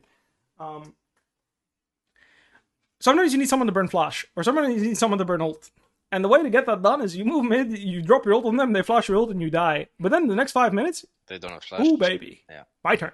Right? Yeah. So that's why I consider you moving here and taking this fight as one of your 1 out of 7 fights, right? Yeah. 1 out of your 10 fights, 1 out of the 7 wins. I value that very highly. Make sense? Yeah. So keep that in mind. Yeah. That is what my personal philosophy when I pick fights on a mid-game spiking champion. Now, if you consider yourself that you're scaling for something and you're going to smash win that fight no matter what, then please feel free to keep doing that. Right? Yeah. I'm just saying that. Have that in the back of your mind. Am I going to win that game-winning team fight at Baron and just win the game on the spot? Or am I not? Think about that. It is important. Because here, you showed up, you were here, how much damage do you think you did this fight, right? Counting how much damage you did the Kazakhs. Because that's part of the fight. Because Kazakhs didn't get to rejoin the fight, right? Because he still was basing. I don't know. Probably after you chunked this Garen, 4,000 to 5,000 damage this fight, probably. Maybe a bit less, 3,000, 3.5. But still, that's a lot of damage that your teammates didn't have to do because you did it for them, right? That's kind of what I'm talking about here. Is you're taking the responsibility of dealing damage to the enemy health bars. You don't need your team to do the damage for you. Because at the end of the day, killing champions is a big part of winning the game, right? So at the end of this fight, this whole sequence, I'm gonna make it very fucking simple for you. I'm gonna make it so simple for you that you're gonna. It's the most silver analysis ever. You chunked Kazakhs. You took Kazakhs out of the fight, correct? Yeah. Correct. Kazakhs is out of the fight. Next up. Who is taking the Garen out of the fight? Vi is taking Garen out of the fight, but you're helping. You also chunked the Desire a little bit, as you're getting there. So your teammates took Thingy out of the fight. Here, Vi ults the Thingy, but you're still there to deal damage to him. So you see what I mean? Literally, who is taking who out of the fight? And then you can just look at it. Who took Garen out of this fight at the end of the day? Well, you did over half of his health worth of damage if you count all the damage you've done, right? And then obviously here, I think you could have played a bit more on the edge, but fuck it. You already did a good job. You took out half of Garen's HP, you took out most of Kazakh's HP, and then you chunked LB and Xayah and Blitz as well. So realistically speaking, if you count up all your damage, you did what? 3 champs worth of damage? Pretty fucking good in my book, right? Yeah. And that was you just fighting the first person that runs into you because you were here. If you were dicking around in sidewaves, you wouldn't be here.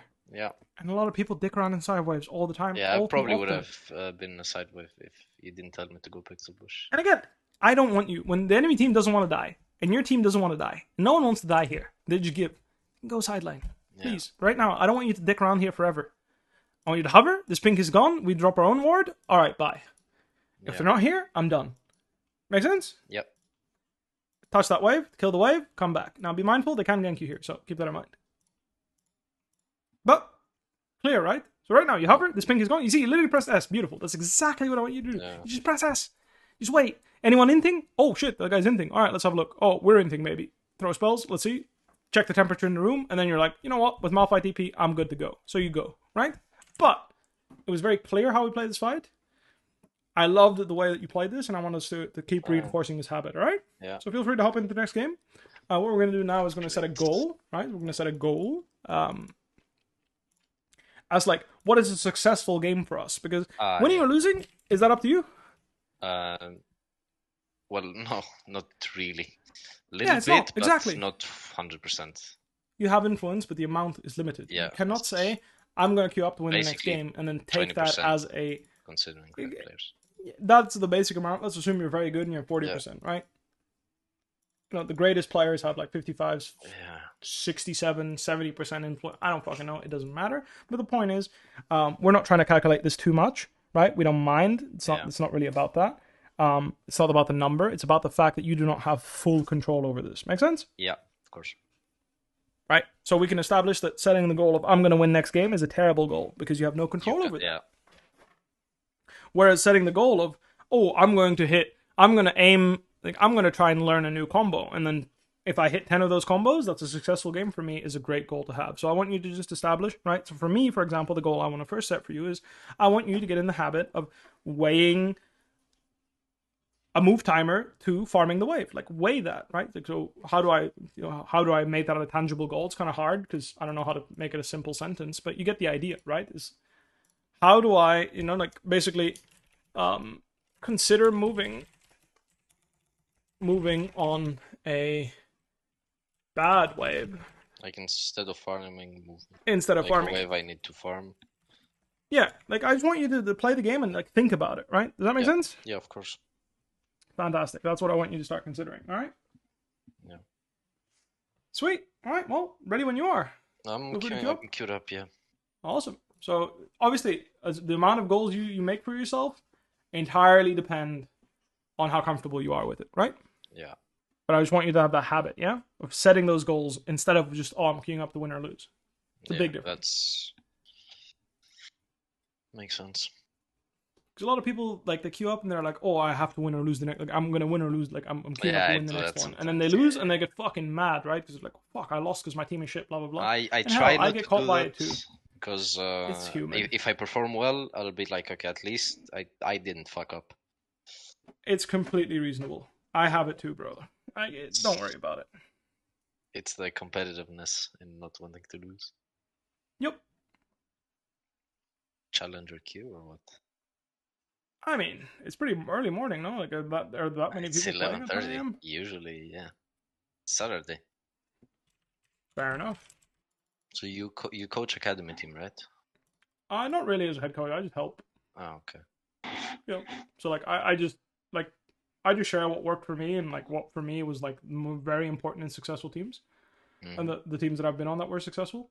And I really, I try to reinforce that by having personal goals, and then like, what I want them to talk about during the game. And like, communication is a big deal usually. Like the biggest difference between the best players in the world and people that are challenger is usually communication. Yeah. Like how well they communicate, how well they are able to, obviously how well you play the game is also, there's a part of that. But at the end of the day, like look at it this way. Like what's the difference between me and Bradley, right? Like I always say this, and it's like, it's not really how well I press buttons on Renekton compared to how well he presses buttons on Renekton. Yeah, maybe a small part of that is there, but like somehow there's a large difference when both of us play, yeah? Yeah. That's what I'm talking about basically. Is like that large difference that comes from communication. And game knowledge. Yeah. Well, game knowledge is what, like, I communicate the game knowledge I have and what I want to do in the game. And, like, basically, like, what it boils down to is what do I want to do and how do I want to do it? And then if someone else has an idea, how do I include myself in their idea? And then, obviously, I know very well what is the best, most efficient way to play 5v5 in League of Legends and what's the best way to make the most gold in the game, basically, right? Yeah. So that's kind of the idea. But that's it. And then obviously the difference between most like master tier diamond 1 players and like higher, and then obviously more and more, is actually just efficiency. Like I think mechanics are a thing, but like it's rare that the mechanics are a huge difference. Like yeah, I'd say Challenger Zed player is probably going to play out most situations better than you are. But I don't think that's the huge difference, right? Like I think you can mimic a really good Zed combo quite reliably, right? But at the end of the day, he's going to put himself in more situations that are good for him than you are. And that's the real difference. Yep. Okay, Monster lane. If the big tank is jungle, I can go Conqueror, Kindred. First strike's fine. I can go TP this game.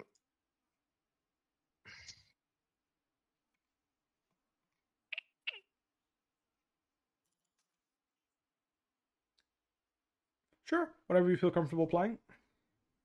For runes and stuff, I usually, when someone plays a champ a lot, I kind of just let them play whatever they're comfortable with. Yeah. I don't really, like, I believe that runes matter, but at the end of the day, like, I'm not a believer that you hired my It's coaching not to game tell me changing. that Yeah. I XYZ can runes just are look better, that you up. know? I can just look it I up. mean, it's also a feeling thing, you know? Yeah, yeah. And I'm like I said, like I go over it quickly, and then if you feel like someone that doesn't know how to build and do runes at all, then I'll obviously be like, yo, Yeah. there's a problem here. But for the most part, most people I work with have a general idea. Someone asked thoughts on attack speed rune. I'm a big fan. I take it on almost every single champion in the game. I Yeah. only don't take it when I'm specifically playing matchups where I have to burst someone with my abilities, and I take like double, like I take like double resistances, for example. I would do double resistances in AD instead, for example. I never got attack speed in lane. In jungle maybe, but in lane. Yeah, fair enough. In jungle, it's like goaded though. You should always Yeah, take it yeah, in jungle, unless you're definitely. playing like maybe Hecarim specifically. But even Hecarim, I think does better with attack speed, unironically. Because you weave out attacks in between Q. Yeah, attack speed is just OP, bro. Like Yeah. it's just a really nice rune. It's In like terms of gold, it's also the most gold efficient out of it's quite a all lot. of them. It's a dagger almost, right? Yeah. Whereas it's half a longsword. So it's half a longsword or it's a dagger. You feel me? In Yeah. terms of gold efficiency, attack speed is just a tad better. You also said like earlier on stream to go always on lethality champs, go Cyrilda's third or Dirk into Cyrilda. Is that Yes, if you're also going for if they don't maximum have damage. armor? Because Yes, like sir. let's say this game for example, Illaoi is gonna build armor and that's basically it, right? She's gonna Yeah, build even armor. even if no one else buys armor, Cyril's on 3 is going to give you the same. It's going to give you more lethality on per champion on average past like level. I would say the level is Just like 12, 14, like around there. okay. So around third item, most people are going to be 12, 14, 15, 16, right? Yeah. Because again, the armor penetration gets calculated before lethality. Ah yeah, yeah. So when someone has 80 armor, you divide that by 30%, right? You take 30% off of that. Yeah. Roughly how much do you get? Well, fuck knows, like It's like 20 20, something, right? Yeah, yeah, 20, a bit more than 20, 20, right? 20-ish, give or take. Yeah. And that's 20 straight armor penetration, which is That's calculated first. 60 and then So on lethality those on top. champs, it's giving you, like, it reads 20 something lethality. On top of 20 something lethality, it gives you the slow, which is fucking great. The AD is a little less than a lethality item, right? A little less. And then you get 20 CDR. So obviously, is it as good as a lethality item against all squishies? No. But overall, But because there's usually going to be a bruiser with like Ninja Tabai or something, or like yeah, maybe they yeah, have one armor item, or maybe, you know, they just go Tabai on the squishies, it's already better. So if Maul's goes Hourglass this game and Kindred goes yeah, Tabai, yeah. it's already better. And then the later the game goes on, the better it gets. Because base armor start going to 100, and then it reads 30 lethality, which is insane. Yeah.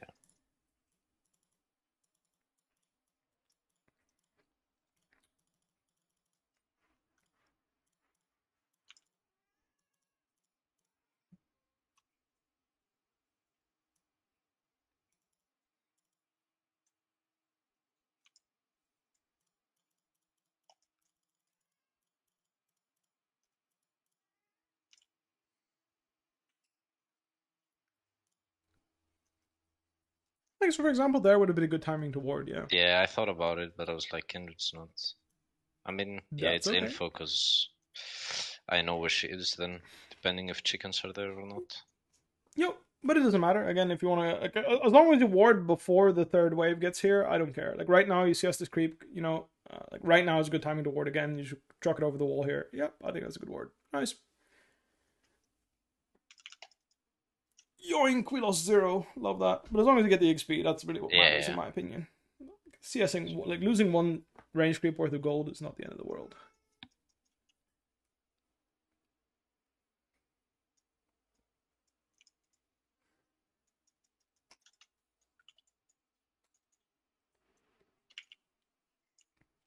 Nice.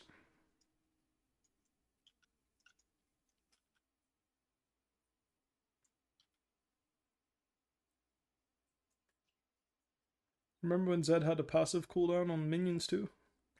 I Oh remember. yeah.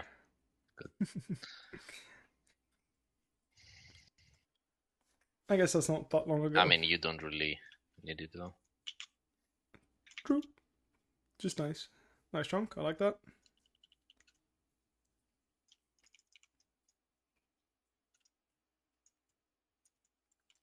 I should have waited for level 4 though before doing.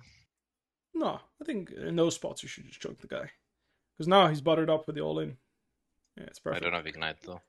Small thing, a small habit is to chug those Potion. potions right now. Yeah, very good, very good.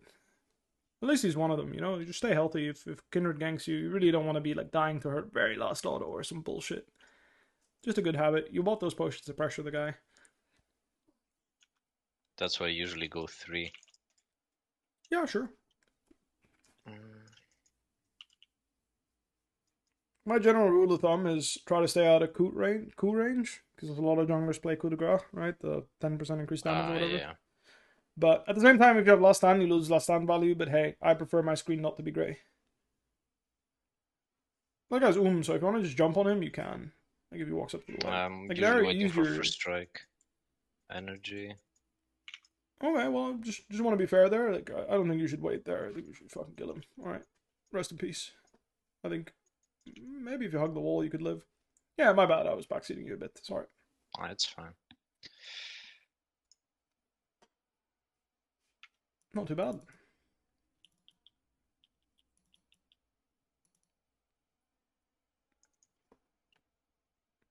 Nice.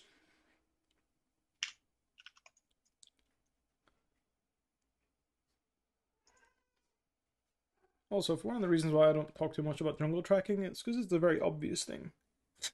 Like you die to the name jungler, it's like, oh, I should probably keep track of where that guy is, right? Yeah.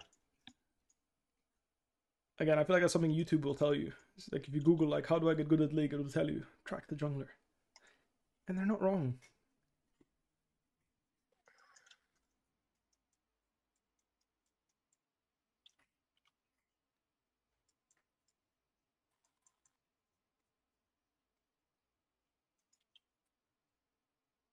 So mid lane priority, and it's good to get in the habit of check where can I go right now. You know, like pressing opening the chat log, seeing if any flashes are down, stuff like that can be really nice. You know, Azure Flash. yeah, we see that. So maybe here we're just gonna hover bot lane. Because why not, right? But like sometimes top situation, Go top clear the situation is pink. kind of doomed. Yeah, that makes sense. Like top situation looks kind of doomed to me. Yeah. So maybe don't go there. Well, maybe you do. I don't know. It's up to you, right? Like if you feel like you can kill the Alawi, then maybe it can be nice to help your struggling guy. Yeah, sometimes it's not worth going. Actually, does Zed passive have a cooldown on champions or not? Yeah, it does. Okay. Thank the Lord. That would be insane, no? I mean, I wouldn't be surprised if they at some point buff that about him. Like I wouldn't mind. It would bring back like attack speed Zed, no? A bit like Triforce Zed or like Blade Zed back in the day. Like honestly, like if he gets nerfed for whatever reason, like that's a buff that I could see them doing that like I wouldn't mind. It would be a bit good though. We'd probably have to nerf the passive a bit as a result, but like nerf it by like 1 or 2% and then give that buff. I think that sounds kind of cool actually. Would be fun. But I guess it's like echo passive, so keep in mind that guy's as hell. So here, really like pressing your body, like canceling his base here and like being annoying. Don't let him take a good base, you know, like really be annoying, cancel his base. You see here? Right here, just WQ that. Just cancel his base, he's completely out of juice, and then it's going to extend your turn when you're going to roam here. Because here, maybe you cancel this TP as well. Exactly, see? So letting him base there, imagine if he has TP. He's going to base TP back, and he's going to be here contesting you on this wave, right? Yeah. Whereas this way, you cancel this thingy and make it that much harder for him to find influence. So here, you could walk up mid, you could obviously go to Drake. Looks like a recall to me, though. Yeah. Like it's either played into recall or just recall. It's up to you. I'm fine with you hovering for the Drake though. It's a-okay. But there, probably was just played. But it's not a big deal. It doesn't matter. Yep, nice. I usually sell potion. Yeah, it's good. It's good. Yeah, it's very, very cost efficient, so it's good. He didn't TP, right? No, he didn't. He would have been way faster if he TP'd.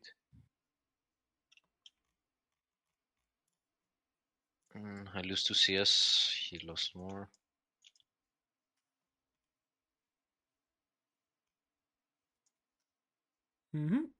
Because you cancel his base. Yeah. Alright, he's top. Fast push, and then obviously, do I defend the play? Do I make my own play? Or do I join a play that's being made? I make my own play. I'm down.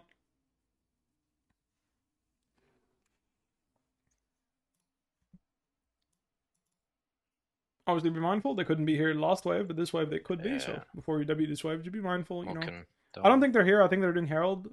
So if you save W, you should be safe. But it's good to be. It's good to be just. you know, just be mindful. You know, there if you make the conscious decision, I don't think she's here. She's doing Herald by this point. Sure, but just you look a bit like an idiot if you die. Yeah. I know because I've been there on stage, and then people laughed at me, and I was like, you know what? They have a point. They should laugh at me. That was dumb.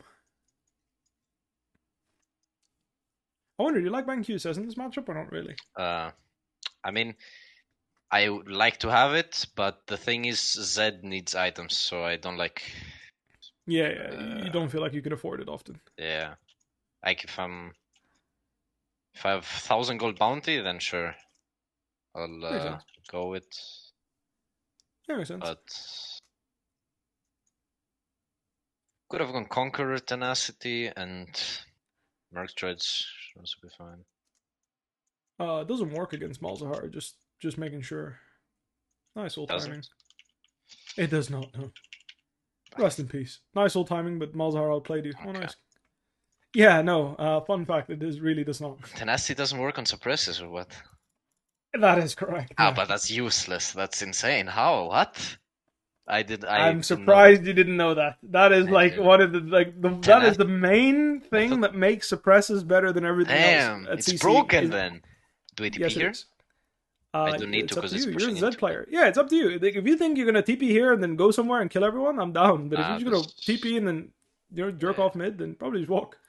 I mean, if you're like, I'm gonna push this wave in, get a play, and then like I'm chilling, like could also do. Like, I don't mind. It's up to you. But I do agree that it makes sense to just let it come to you. That's insane, though. Suppress champions are broken. I'm surprised you didn't know. No, I didn't. It's like one of the most common known facts about suppressors. Really? Yeah, only QSS stops them, or interrupting the champion that channels it if there is a channel, right? Usually there is. Most champions that suppress channel.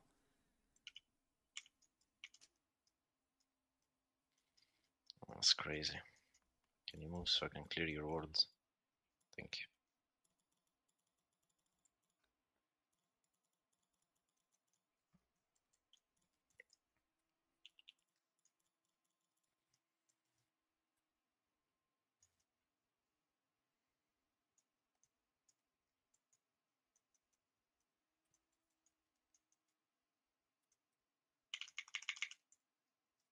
Nice one.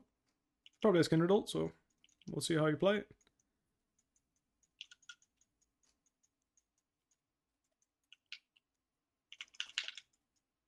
Ooh. Ooh! Ah! NT. Oh boy, we got the big boy shot down, so... Yeah, that's really worth, actually. And Mal is moved, so I don't lose that much mid without pushing. Yes, sir! Another great point. If your laner moves and you didn't match him, you punish him by pushing, not by following him. Someone asking, Garen's silence be reduced with tenacity? Yes, it is only suppress and knock up. So the only two CCs in the game that do not get reduced by, like the time does not get reduced by tenacity. Okay, here TP. Yeah, sure. If you have a plan after TP, TPing can always be good. Oh, but ulti, bro. It's fine. Yeah, if ulted, maybe there's a better angle, I agree. But it's fine. Here, for example, maybe you can kill top if you don't like hitting mid here. It's up to you. Again, doesn't look like a play to me, but... Which is 1-3, though.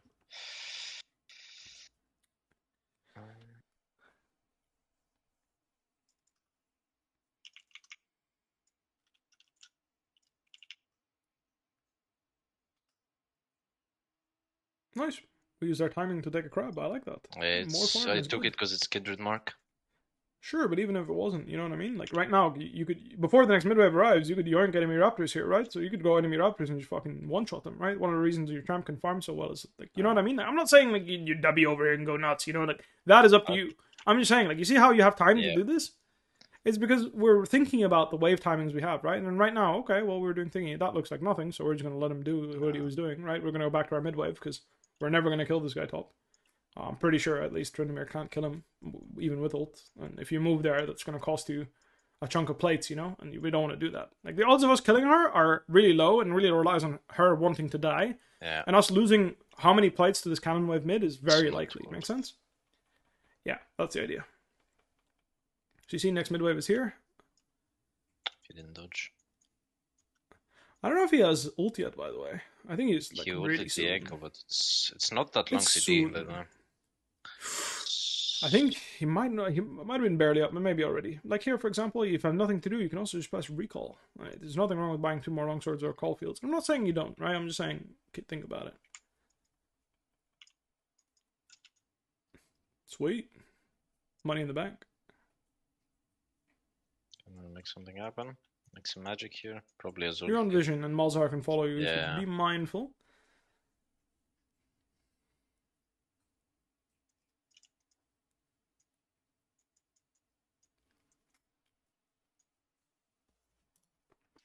He wants to base. I can go cancelled.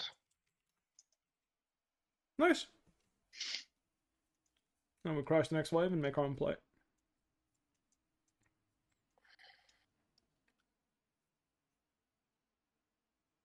Cancel on auto attack for fun. Doesn't matter.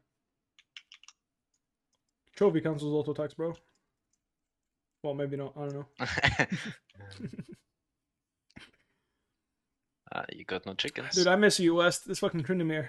Completely terrible grammar, and then like fails the all chat as well. Like you love it. You love to see it. It makes me happy.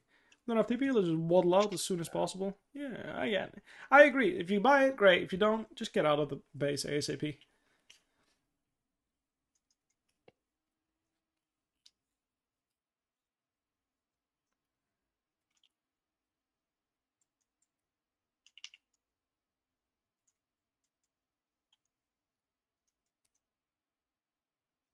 Good example of like in between wave move. You know, like. Yeah. Does this look better than catching the next wave fast? Maybe.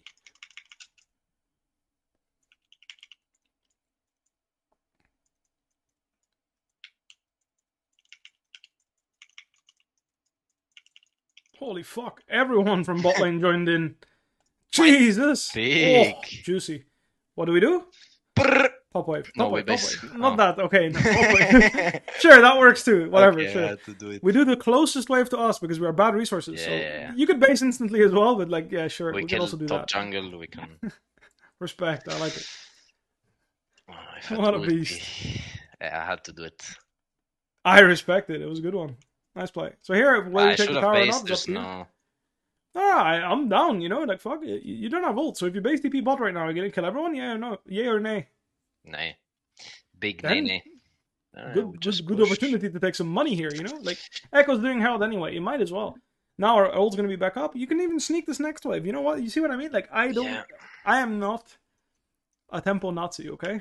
I respect trying to farm and get big. Your team is not very strong this game. You are now 11 CS per minute almost. Because like you're level 13, 11 CS per minute because you killed 2 people and you took the time to farm, and I respect that. And now what I want to see is not go back to farming. Now I want to see some gameplay, right? So I want you to hover mid, go through pixel, look for people, kill them. Sure. Yeah, I think this Dirk is fine, but just make sure he goes Ceruleus next. Mathematically, Ceruleus is always better than a lethality item next. So just make sure. The Dirk is okay, but don't commit to a full lethality item. It doesn't give you that much. I would have gone. We hover mid, and again, if it doesn't look good, you can go bot, you can go top. Like in this case, you'll have to go top, right? But like here, you can just look quick, right? Obviously, how aggressive you play this depends on whether they have Malzult or not.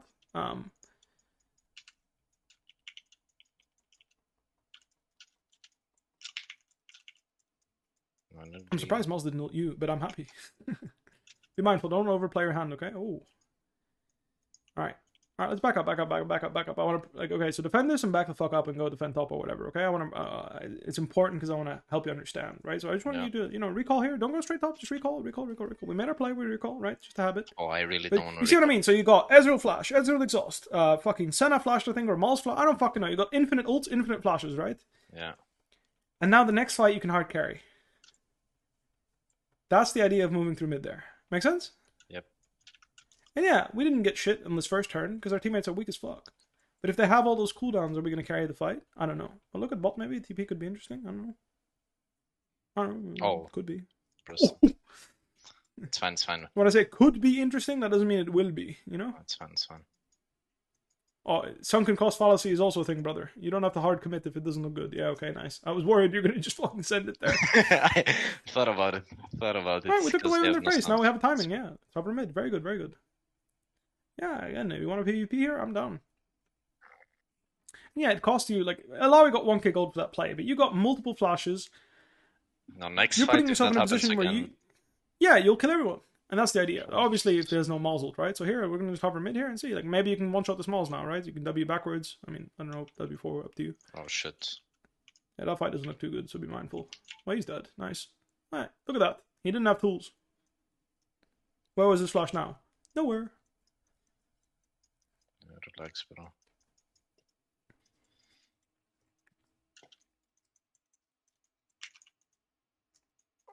Oof, Hullbreaker is balanced.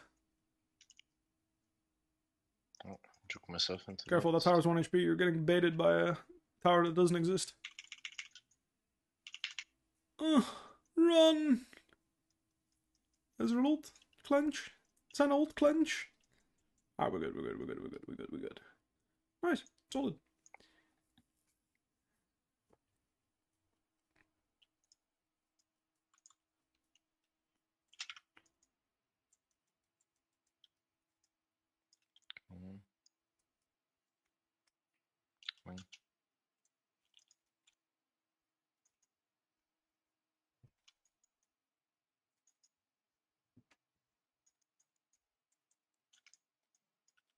Nice. And now we're gonna go side lane, right? So either we're gonna go bot and kill bot, Yeah, or we're just top, gonna go top and finish farming our item, right? Actually. So unless you can kill this guy, then obviously I will never say no.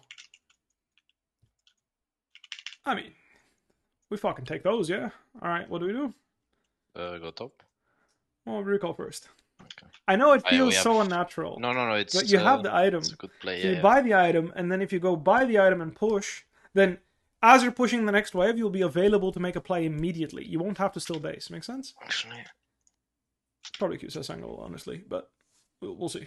But you see what I mean? So now let's say there's a fight, you're ready to fight. Whereas if you run straight to the wave, you still want to base. And then now you can't fuck with this Alawi. Whereas now you can actually maybe kill her together, right? So the power of basing first, it can work. Now, she can double kill you guys if you're not paying attention, so be mindful. Ouchie. oh, it's Ouchie. fucking Sidestep. It's Oh, it's the quick one. It's one more. Oh. Holy shit! Oh, careful. There's a Malzahar there. He might flash on your forehead. No, he doesn't have flash. Oh, still? I didn't keep track. He could. If he has Cosmic, maybe. Yeah, it would be close. Anyway. Base. Here, So it's a bit unnatural that you're not farming as much, I know. But the point is imagine that the game is like this and you've been PvPing the enemy team constantly. Now imagine that you weren't PvPing the enemy team. Your team would have been griefing 24/7. Oh god, Maul's gonna ult your ass, I think. It's gonna be a blower. I like that.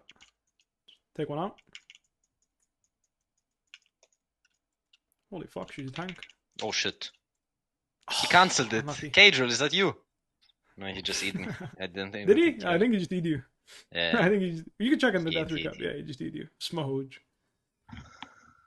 Okay, I'll do this Cadril real quick. Okay.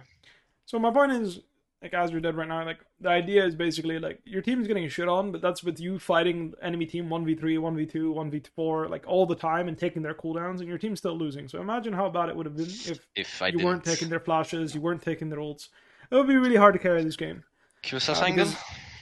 I would, but it's up to you. Like, I think you just need it. If this Smalls is human, he'll just ult you yeah. on repeat, and you just have no counterplay, so... they just use heal and exhaust and everything. So again, like, even though you died and they got Baron, well, they have no heal, no exhaust now, right? So there's a chance. No, it's not perks, guys. But hey, my chat thinks you done good, bro. Really? Fuck champ. You sound like him, and I guess you play well enough as well. So. Do I sound like him? Can you guess where I'm from? I mean, I probably see my Discord name, but well, I know your Discord name, so. Shit. I mean, okay, I'm from there, but I didn't grow up there, so. Fair enough.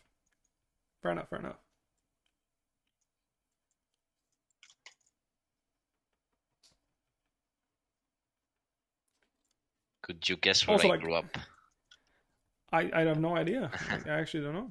I can't tell by your accent, honestly. I Yeah, I would guess the Balkans personally, but I could be yeah. completely off. Balkan is right. I honestly, my geography isn't even good enough to tell you specifically what all the countries in the Greece. Balkans. Yeah, so like I have a general idea, but not that great of an idea.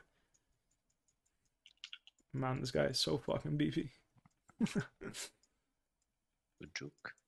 It's fucking Hullbreaker, man. Oh, we got some money, so Balance. actually we didn't even fuck. Thank you, Echo. I needed that.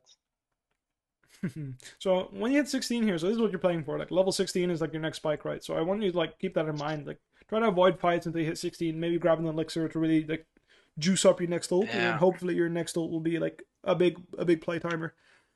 But the whole enemy team is behind you, so be mindful. It could be, so be careful. With someone But that like here, like talks sometimes I would just keep pushing bot and stay bot for one more wave here, just to make sure I hit 16 before I group. But I'm not saying that's good against the lobby right now. I'm just saying keep it in mind. All right. Like red pot here would be an automatic for me. But I respect it.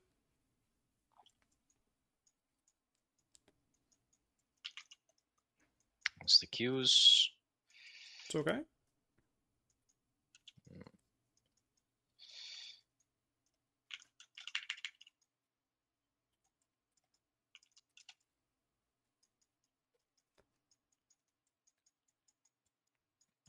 Thresh hooks. Any thresh hooks? No hooks. Okay, now that guy's playing for the enemy Uninspiring. team. Probably walked up a bit too much there. You're dead to thingy.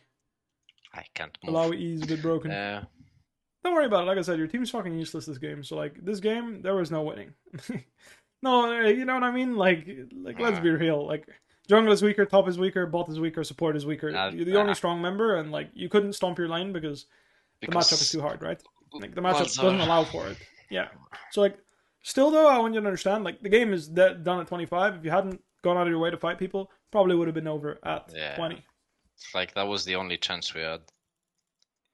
Well, it's not even that like you tried to create a chance and it wasn't enough. Even though I do think that you chunked people really hard and like you were doing a lot of damage. It's like if you at the end of this game, I can tell you right now, you'll have doubled pretty much everyone else's damage on your team. And that is still trying to carry the game, whether people like that or not. You know, and it doesn't always have to be the result doesn't have to be there, but the way you play the game is really good. So again, you can start queuing up already because your queues are relatively low, and I don't want to drive that home, and I just want to, you know, did we manage to do the little gold reset, which is considered moving on a bad wave, and I think you did a good job. You considered it once, which was good. Yeah, you were thinking about it, which is great. Let's keep that up. Need to do it again for the most part. Like if you actually want to look at the damage graph, you'll see it yourself. Yeah, one sec. Pretty simple stuff. I can go over the game quickly, just to help you. You see what I mean? Like you did as much damage as some of their most fed champions, right?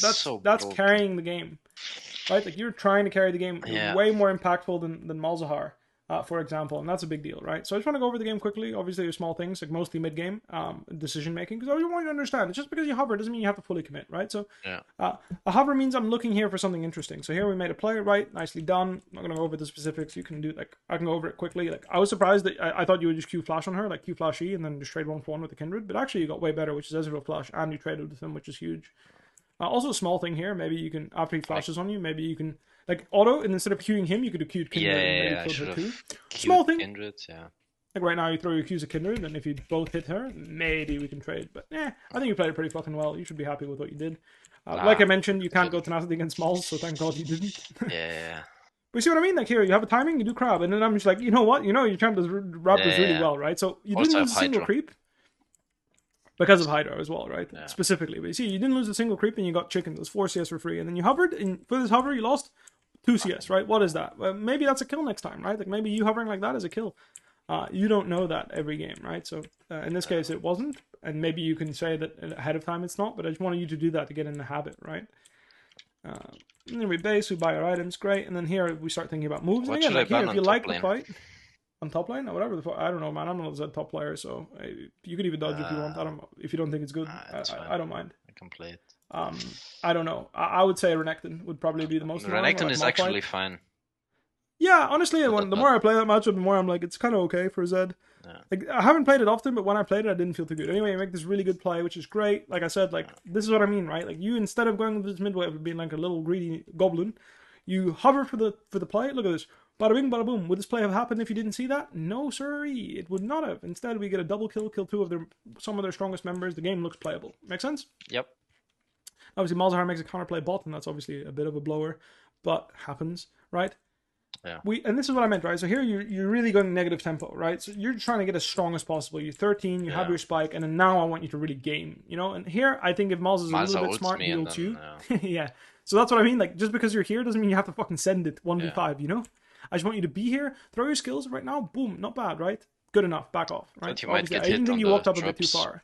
Like right here, this Yeah, Miles he was attacking you, can. he could have ER'd you and you would have probably died. Miles So keep that in mind. was not a human. Let's just say that much.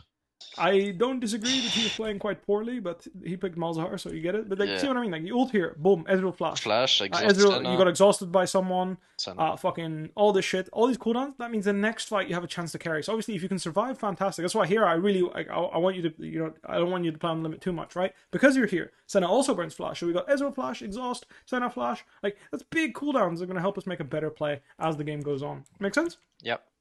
So now you have 4 minutes without those flashes, 5 if they don't have Cosmic, right? And that can be a good thing. And here, same thing. Like, I want you to look. If it looks good, you TP, right? So if they keep chasing this guy, you can TP. You can also maybe TP on the wave here. You have a ward here, here. True. Obviously, it's TP specific. You can TP TP bit here. faster. The point is like, you're ready to TP because you have ultimate. If you don't have Yeah. ultimate soon, don't TP. Make sense? So the difference here is you have TP here. The thing is you have no ult. So even if you TP bot lane here, right? You base TP bot. Are you going to kill everyone? Probably not. No. Because you don't have ult. So keep that in mind, right? Yeah. So you just want to add to that. Don't jump the gun just because you have a timer. Just hover, look for it, looks good, take it. Same thing here. Like if it doesn't look good, don't take it. In the end, you make it really work. You kill this guy. You end up chunking their bot lane. Like you know maybe if again like your team is literally dying. Your team is dying 3v2. You know what I mean? Like they're 3 versus 2 right now and they're dying. But you made the enemy bot lane go bot, stopped their base, went mid, killed mid, and still your team is losing. And my point is like, what else can you do? You know? Yeah, it's. You're doing work worth 2 to 3 champions and they're still losing. You just FF.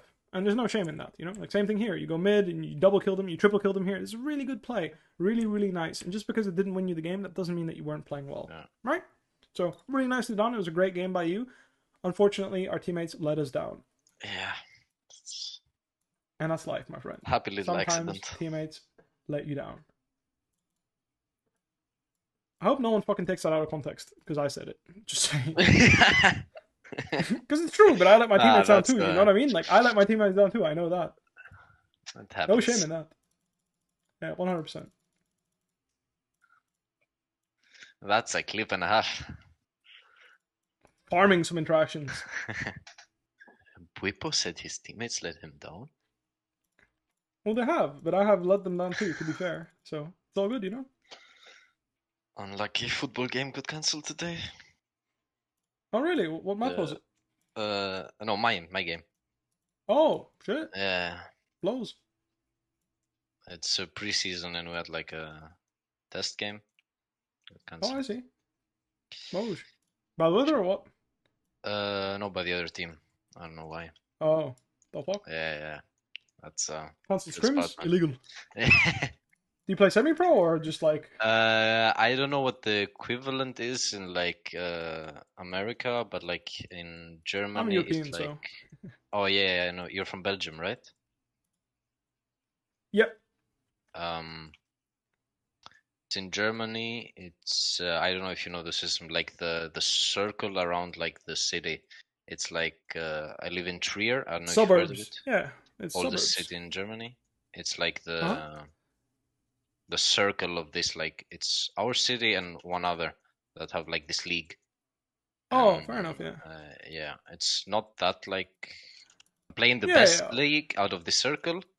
The league, it's not that crazy, you know. It's Yeah, no, I know what you mean. So it's like below amateur. So you're not. Like, are you yeah. guys sponsored by like by teams or not? Like. We're sponsored by stuff, sure, but like it's not that Oh, okay. crazy. Well, that's a pretty big deal. Fuck. Cool. Regional. That's what someone said. Exactly. It's regional. Yeah, Regional's I pretty mean, big. That guy is in there, by it's the way. it's He queued over it's that wall. I'm just saying you should help your Karthus. yeah. Help your Karthus. He's Oh, just never mind. He's proxying. I thought he was. Oh, he griefed it. Nice, big. What He lost 1 CS is for he free. doing? Nah, fuck that guy. Yeah, we don't care. We don't care. Just as long as he doesn't fuck with Karthus, I don't care. Just don't let him fuck with Karthus. That's all I care about. Yeah. And here, just let the wave crash. Yeah, don't just make sure you CS every single creep. It doesn't matter. Like nothing else matters. Fine. My passive. Oh, I he's think fucking Karthus with wins that if he's like a little bit good. I'm not gonna lie. Thank you, Jesus. I was stressing out. Well, big. That guy just decided to do wave 1 into int. I mean, you love it to see it. Slow push always here. You always slow push here. Yeah. Do you know why? Because top lane is too big of a lane to fast push. No. Even if you're mid, you slow push here. Because it's better to crash the waves than one. Nope. Because actually, his minions will kill your minions faster than you pushing the wave and your tower killing the minions. So if you fast push, you'll probably deny him like 2 CS. Whereas if you slow push, you deny him 3, and that's just better. Okay. So here it was like barely, but if you fast push, trust me, it would have been the same. He wants to fight me because it's Cam. Yeah, but that doesn't mean you don't want to fight back. You want to butter him up. Oh, yeah. I don't know if he used Ignite. I don't know. He did. I saw. We definitely are stronger. Yeah, we're stronger. For sure, just fight him here. Wait, we're not stronger. What the fuck? I think if you W'd forward, you would have killed him, no? If you hit him with both Qs, not sure. Passive is and then you W his Q? Yeah, maybe, yeah. You W his Q and then you flash on him or something? He has no flash as well, I assume. No, he has Ghost. He has Ghost. I don't know if he has Ghost, like, even. But anyway, he's in kill range almost, so we're chilling.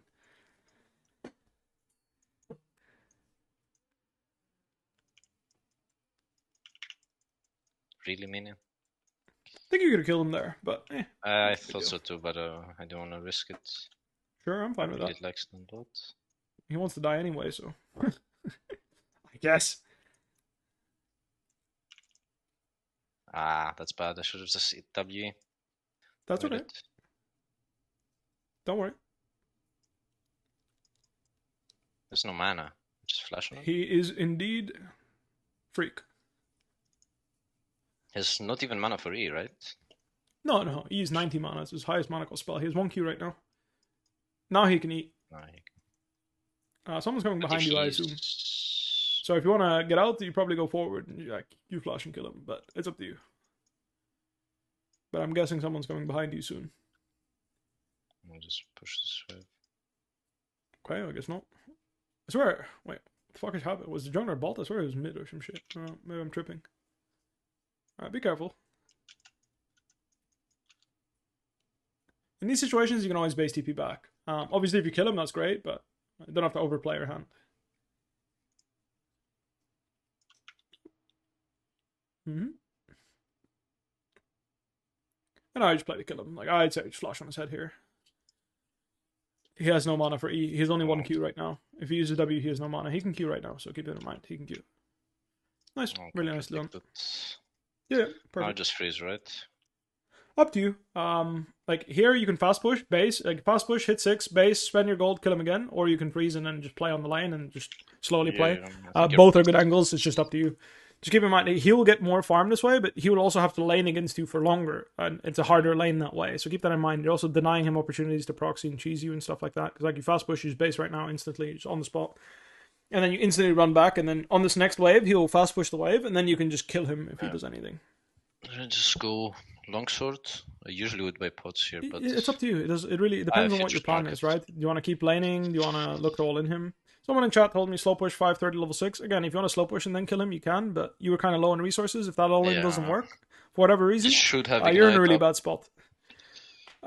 Because realistically speaking, if you slow push that wave, he can just wait until he's 6-2, and then you're in a worse condition. That's kind of the downside. Now, it's not illegal. You can do it. So here, just trade him really hard. So you can prioritize trading him really hard and then go to the wave because you have time before the cannon drops. See? So you've defended your wave first, and then you went for the cannon. Same idea as earlier. I already played a bunch, so if you want to watch me play, you can just check the VOD. It's live right now, and it will be live after the stream, so don't worry. But if you want to watch me play, I will not be playing more tonight. That is true. Come out sometime. Nice. Probably worth it.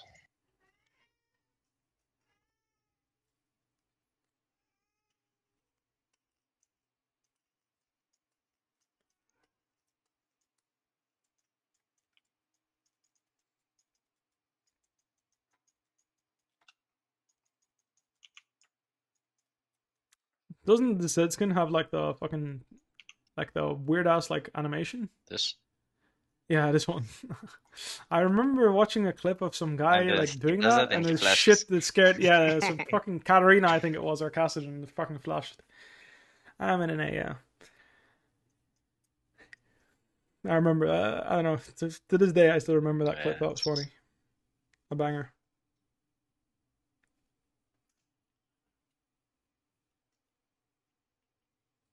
Oh, And two. you know. Oh, The cannon, my cannon, just like 180 to one hit that cannon and then back to the range minion. I like it. I like it. the classic. The 1-2 special combo. And two. That Q not hitting is a bit illegal. Sure, it's one way to put it. What about that one? It's good, yeah. It's pressure. I mean, obviously you should ward right now, right? You should probably ward. I should move. Poking him doesn't really do much. I like to ward here on top lane. Yeah, ward one here, boom, one in the tri brush. You have two, bro. Yeah. You're going one in the tri right now. Boom, you're covered. Alright, let's go kill this bitch. Burn his ult or just make him sad. I don't care. Alright, he's out. Never mind, never mind. Angle's gone, angle's gone. All good. And here I don't like freezing personally, but you can if you want. So it's up to you. Yeah. So I like fast pushing in this lane because I can just keep harassing him, especially the more bases I get, the more ID I get, the more I'll kill him. But I don't think it's illegal. It's fine. I do think it's legal to freeze if you like. I just think that right now you can grab like pickaxe. So if you fast push this wave, grab pickaxe. I think you're a pretty happy panda, all things considered. You can also say fuck it, I don't care about pickaxe. And what you can do is you can just take a plate here and then stay in lane until you can base TP. So you can just say fuck it, I'm not playing for pickaxe, I'm not playing to kill this guy. I'm playing for Hydra, and then I'm going to base TP, buy Hydra, and I'm going to fucking kill him when I have it. Yeah, that's also an alternative. Wait for to die, then proc the thing. It's actually better to proc it first because the tower gets armor when you take a plate. Oh, so the damage is reduced. Yeah. Okay. Yes. I thought... So it's actually better the other way around if you can, but usually you can't. Oh, he's gonna try and kill you here. Be mindful. Let's see how you play it. You're probably just fucking dead though. Rest in peace. We disrespected him a bit there. Underestimated him ghosting us down the lane, but that's okay. Not a biggie. But you get the idea there, right? So you take the plate, you push the next wave, and then you just stay in fogs, play it safe, wait till wave bounces, farm with Q, get your Hydra. And that'll take a while, right? So it'll take like a minute 30, whatever.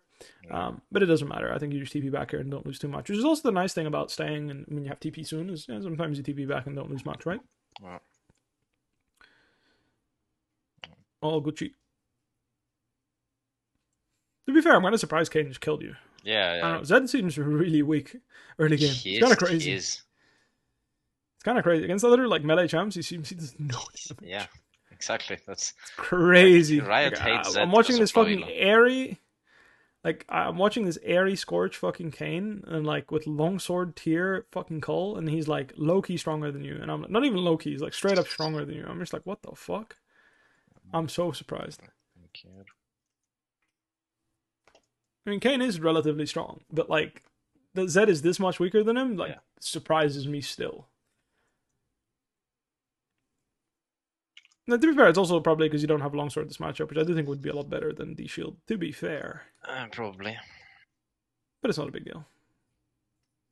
There's no Ignite, no Ghost, no ult, so keep that in mind. From me. That's fine.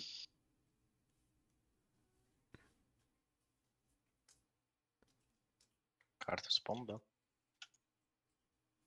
No, this time our team's winning, so Bing chilling. So here you have Hydra on next recall, right? So you can just fast push and go by it, you know, no stress. You can also fast push waves. When you have the plate this low, you can also just fast push waves into your opponent. So and let the minions take the plate for you. Yeah, and you just throw spells at him if he tries to clear the wave, right? Okay, you have to hit the spells as well, but... Ideally, you don't have to. Just, it's nice if you do. You see what I mean? Like, next, like, if not this wave, next wave you'll get it, right? I should have probably need to ult that. That's okay, don't worry about it. Miss my cues. The small thing there is, obviously, I'm talking to you, so it's harder to focus, but probably... And I should just start that. Yeah, and I need to watch minimap more. I've noticed I don't really watch that much. Well, usually I assume that people don't watch it as much because I'm also talking to them, so it makes sense. But if you don't generally do it, then yeah, try to watch it more if you can. It's hard to include yourself in the game if you don't know what the fuck's going on in the game, you feel me? Yeah. So it's good to have the habit, right? Check stuff, like watch around, who has flash, who doesn't have flash, etc. Can be really good. So here, like I said, right, do I defend mid, do I include myself, or do I make my own play and run bot? All three of them are viable options right now, so... Comment. Yeah, sure. Nice. Our mid jungle just came and collected, so that's quite nice. Nice sidestep. I think your awareness in terms of like dodging seal shots is quite good actually. Thank you. Your minimap awareness, however. Yeah, we can work on that. Yeah, it's could be better. Work in progress. No, I just want to make sure that you're aware. Like there are things that you do very well, so don't be discouraged. Back now. Yeah, you swap back. You can go bot yourself. Here. Whatever it is you feel comfortable doing.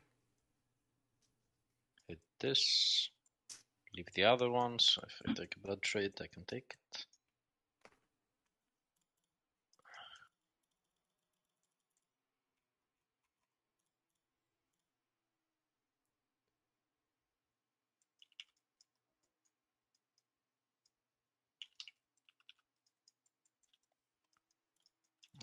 Can't take plate. Let's just move. See what's happening. Maybe he pinked this. No pink.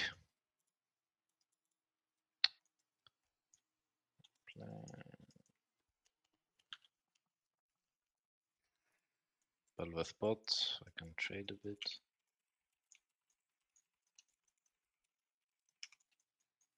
Okay, he ghosted. As Eclipse.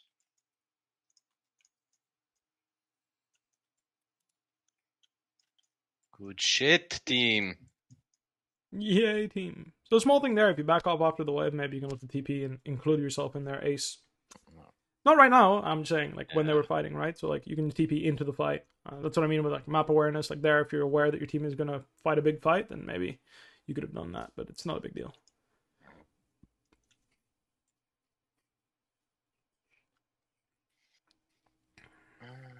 I probably can't take this. Should have backed, but it's fine. Don't worry about it. Oh, Ken's not here, okay. Power for me.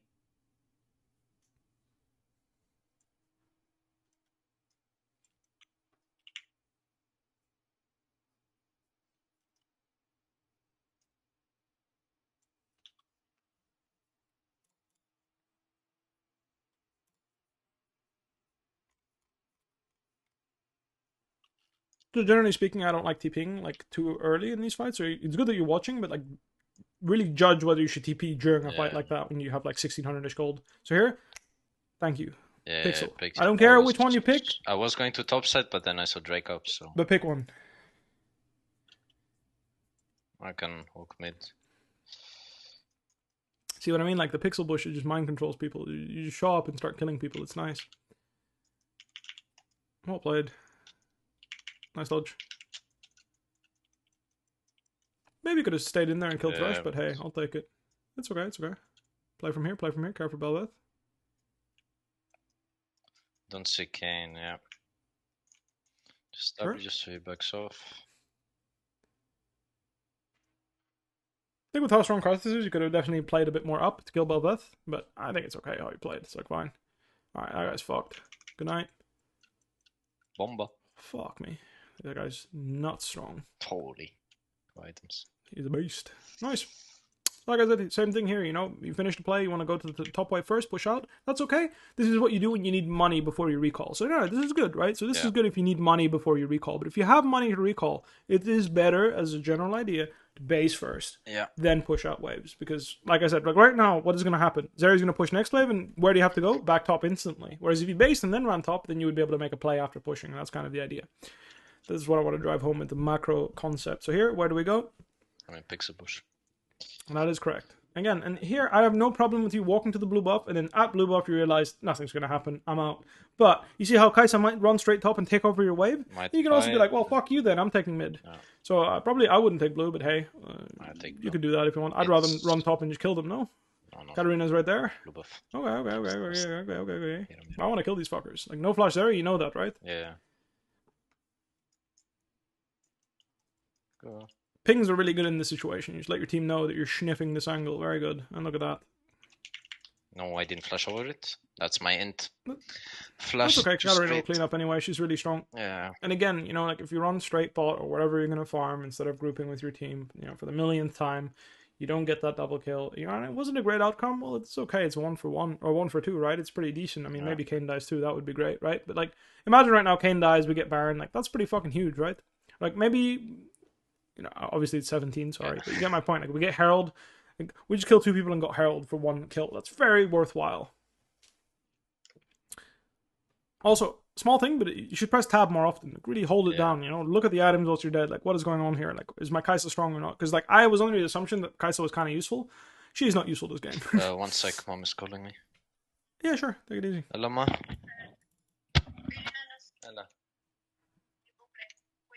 Śpi. Καλά, εσύ. Μία.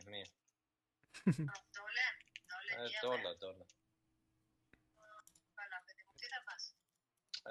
That's nice. I missed that. Σήμερα.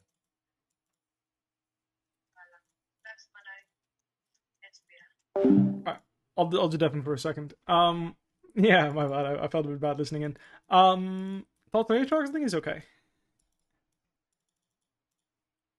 Anyway. Well, let's see. Alright. That's on Devin. Ciao. No biggie. We'll just keep waiting. Not a problem. No, for sure. I mean, I remember I used to play League and like my mom would call me randomly, you know, and as I'm playing, I'm like, yo, what's up? And it's not a big deal, you know, it happens. If I was faster, I could have taken it. It's fine. That's okay, don't worry about it. So here, like, you have Mythic on base, you want to make a play before you go buy Mythic, that's okay, right? So just be mindful, right? So here, what I want you to be understanding is, like, don't make an all-in play where you, like, win or lose the game right now, right? I should just... So, like, looking for an angle, play. no shame in that. Yeah, just, like, you look for it, right? If it looks good, you can take it, no problem. Just don't put yourself in a position where you're going to, like, flip the game here. You feel me? Like, running mid here and diving tier 2 mid, probably not the play before spending your gold. You have TP to join, you know, like, no stress. You're just base, you know, right now, walk out on the map, ready to TP, look at your teammates. If they're in thing, you can TP. If they're not in thing, then you don't. Like, right now, you can TP on the pink near mid, right? If you think your teammates need you, you can just look at it. But just, like, look at the TPs you have, right? Boom, pink there, boom, ward there, boom, ward behind them. If you like this angle, you can TP there. I'm not a huge fan, but let's see it. No, he dodged it. He didn't ulti? Should walk out of the tower when he ultis. Don't worry about it. Got a kill, it's fine. He did dodge your Q, so it's fine. Yeah, you ended up 1 for 2ing, and then we fought mid, and Kane couldn't. Yeah, it's all good. Seeker, thanks for the prime sub. I appreciate that. But yeah, solid stuff. Don't worry about it. A lot of the coaching that I'm going to bring is like, I just want you to be mindful of the options you have. Like there, if you just walk back out mid, or walk out through mid pixel into bot, just be ready. Either you TP top to help top, you TP mid to help mid. Like whatever it is you decide to do, it's like not a big deal. I think all of them are pretty viable options. So just be aware of what you want to do. Yeah, fuck through fillable, man. Like, screw that shit. You have a thingy. So here, just keep in mind you're a Hydra champ. So here, there's no shame in like, you know, going through bot pixel just to make sure if it's free. But you can also say, you know what, fuck fighting mid, I'm not interested. I'm just going to go straight golems. I'm just going to golems in the bot wave. I'm going to farm chickens. Like, it depends how strong you feel. And the most important thing is that you build the habit of going through mid like this. So I don't want you to build the habit of going other places, but going through mid like this is is the habit I want you to build. Make sense? Yep. They on Nash. If they are, I want you to move there, because I don't think that's legal.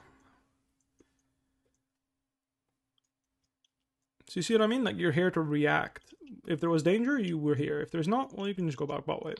No stress. That's right? my so wave. Now, let your team know, back, I'm going bot, or whatever, or like, I'm staying, if you're staying at Drake, then you don't have to go too crazy. But here, secure Drake, go push out bot is an option here, of course. You can also say, fuck going bot, I'm just going to join with my team and I'm going to 5v5 mid here and I'm just going to look for an angle because Kane is pushing top. It's also a possibility. Like I said, here it's like, do I defend base and go top? Do I make my own play? Right now you're making your own play, right? You could also join the mid. That tower's dead. Yep, that's what I mean. When you make a decision, commit to it. Remember, right? Like, so here, I want you to commit to pushing bot, and actually just go more even. Yeah. Like, just keep going.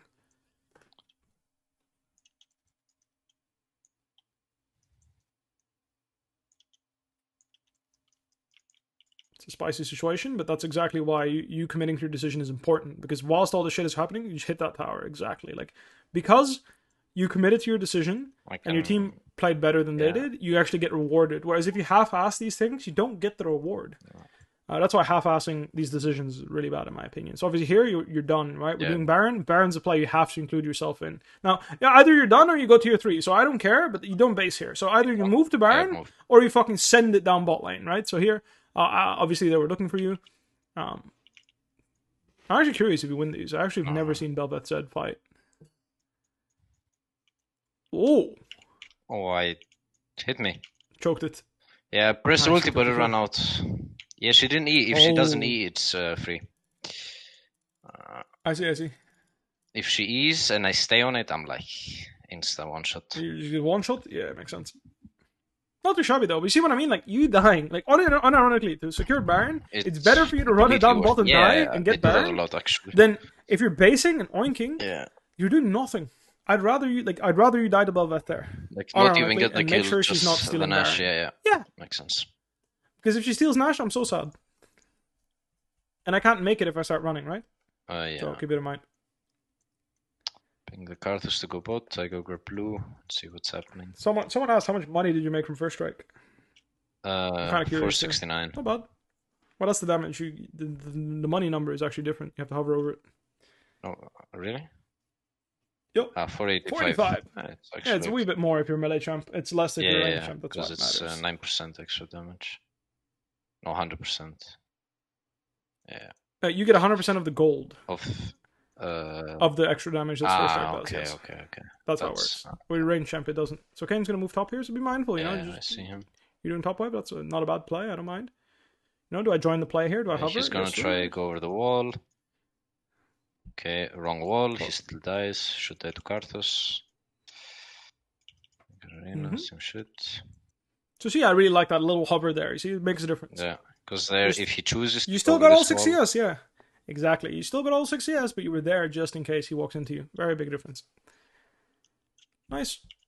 And again, do we TP bot or not? Well, you're not looking, so I don't know if it's a good angle, but I'm fine with it. You know what I'm saying? Karthus pressed R and was worth 2 champions. Nice. But imagine if Karthus gets released right now as a champion. Everyone goes crazy. Ulti, everyone. I don't necessarily think so. I think the reason why people go crazy is because I think people would go crazy if like good Karthus players start showing up. Because I think when a good player, like a good Karthus player plays the champ, I do think he's disgusting. I agree. This champ is nasty if like a good Karthus player plays the champ. Oh! Craigasm. Nice. Huge. Cyril does. You can touch Ghost this. is a bit more broken, unfortunately. Oh! The sidestep. Empty. The W cooldown. I should have maybe E then, but then I die anyway if he's in my E range. Yeah, you were fucking dead. You got fucked by the fucking airy scorch procs. The ghost. It was nice. It was a nice one. So here, I also think if you're playing Zed, you should not be shy of going items like GA at this point and trading 1-for-1, like 1-for-1, quote unquote. Like I don't think Zed players do it, but I actually think it's quite smart. Personally. I don't see. No one does it, but like I think in a game like this, where it's like, let's say only one guy can carry this game, and you just fucking suicide bomb him in his head every time.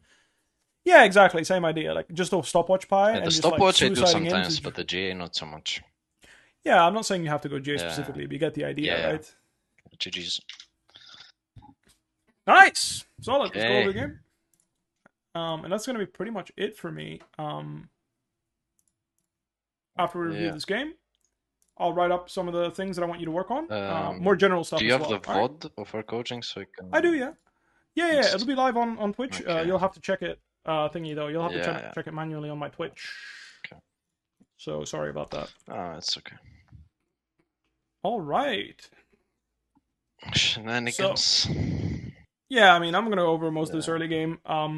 small thing here is just like laning phase techniques that I want to go over. Is like, so the big thing is like when you're laning and you're playing a matchup that you're winning, it's like, when do I want to like commit to winning, right? So in this case, like, you've been playing quite safe, which I don't mind. I think it's quite smart actually. Your champ isn't that strong. Also, you bought Doran Shield, sucks, right? Maybe if you had Longsword, you'd be dead already. Yeah, I thought right? the lane would go different. You'd be much more. So here as well, like if you think you're gonna kill him at 6, like maybe you just buy Serrated Dirk for more power, right? Small thing. Yeah. Like I said, right? Like so here it's just, I'm either gonna freeze the wave or kill him. He's greedy. I know he has no flash because he's playing Ghost. I know he has mana for Q, so you kill him. Very lovely stuff. And like I mentioned, the first real decision of the game. So here, 3 options, right? So option number 1. Go ahead, try me. Me. Yeah, try me. What have you got? Freeze, fast push, and slow push. Correct. These are the 3 options you have. You don't really have much else to do with the minion wave in League, right? Slow push and then fast push, right?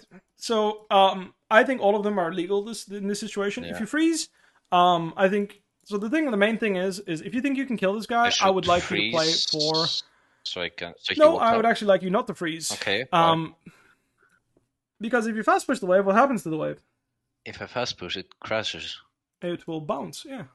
Okay. And so then if you want to kill the guy, you want to be in full condition and spend your money because you just killed him and took a wave, took this wave, took next wave, right? So you could push way faster. Like you could already start pushing right now. You could clean this wave up and start pushing the next. Yeah.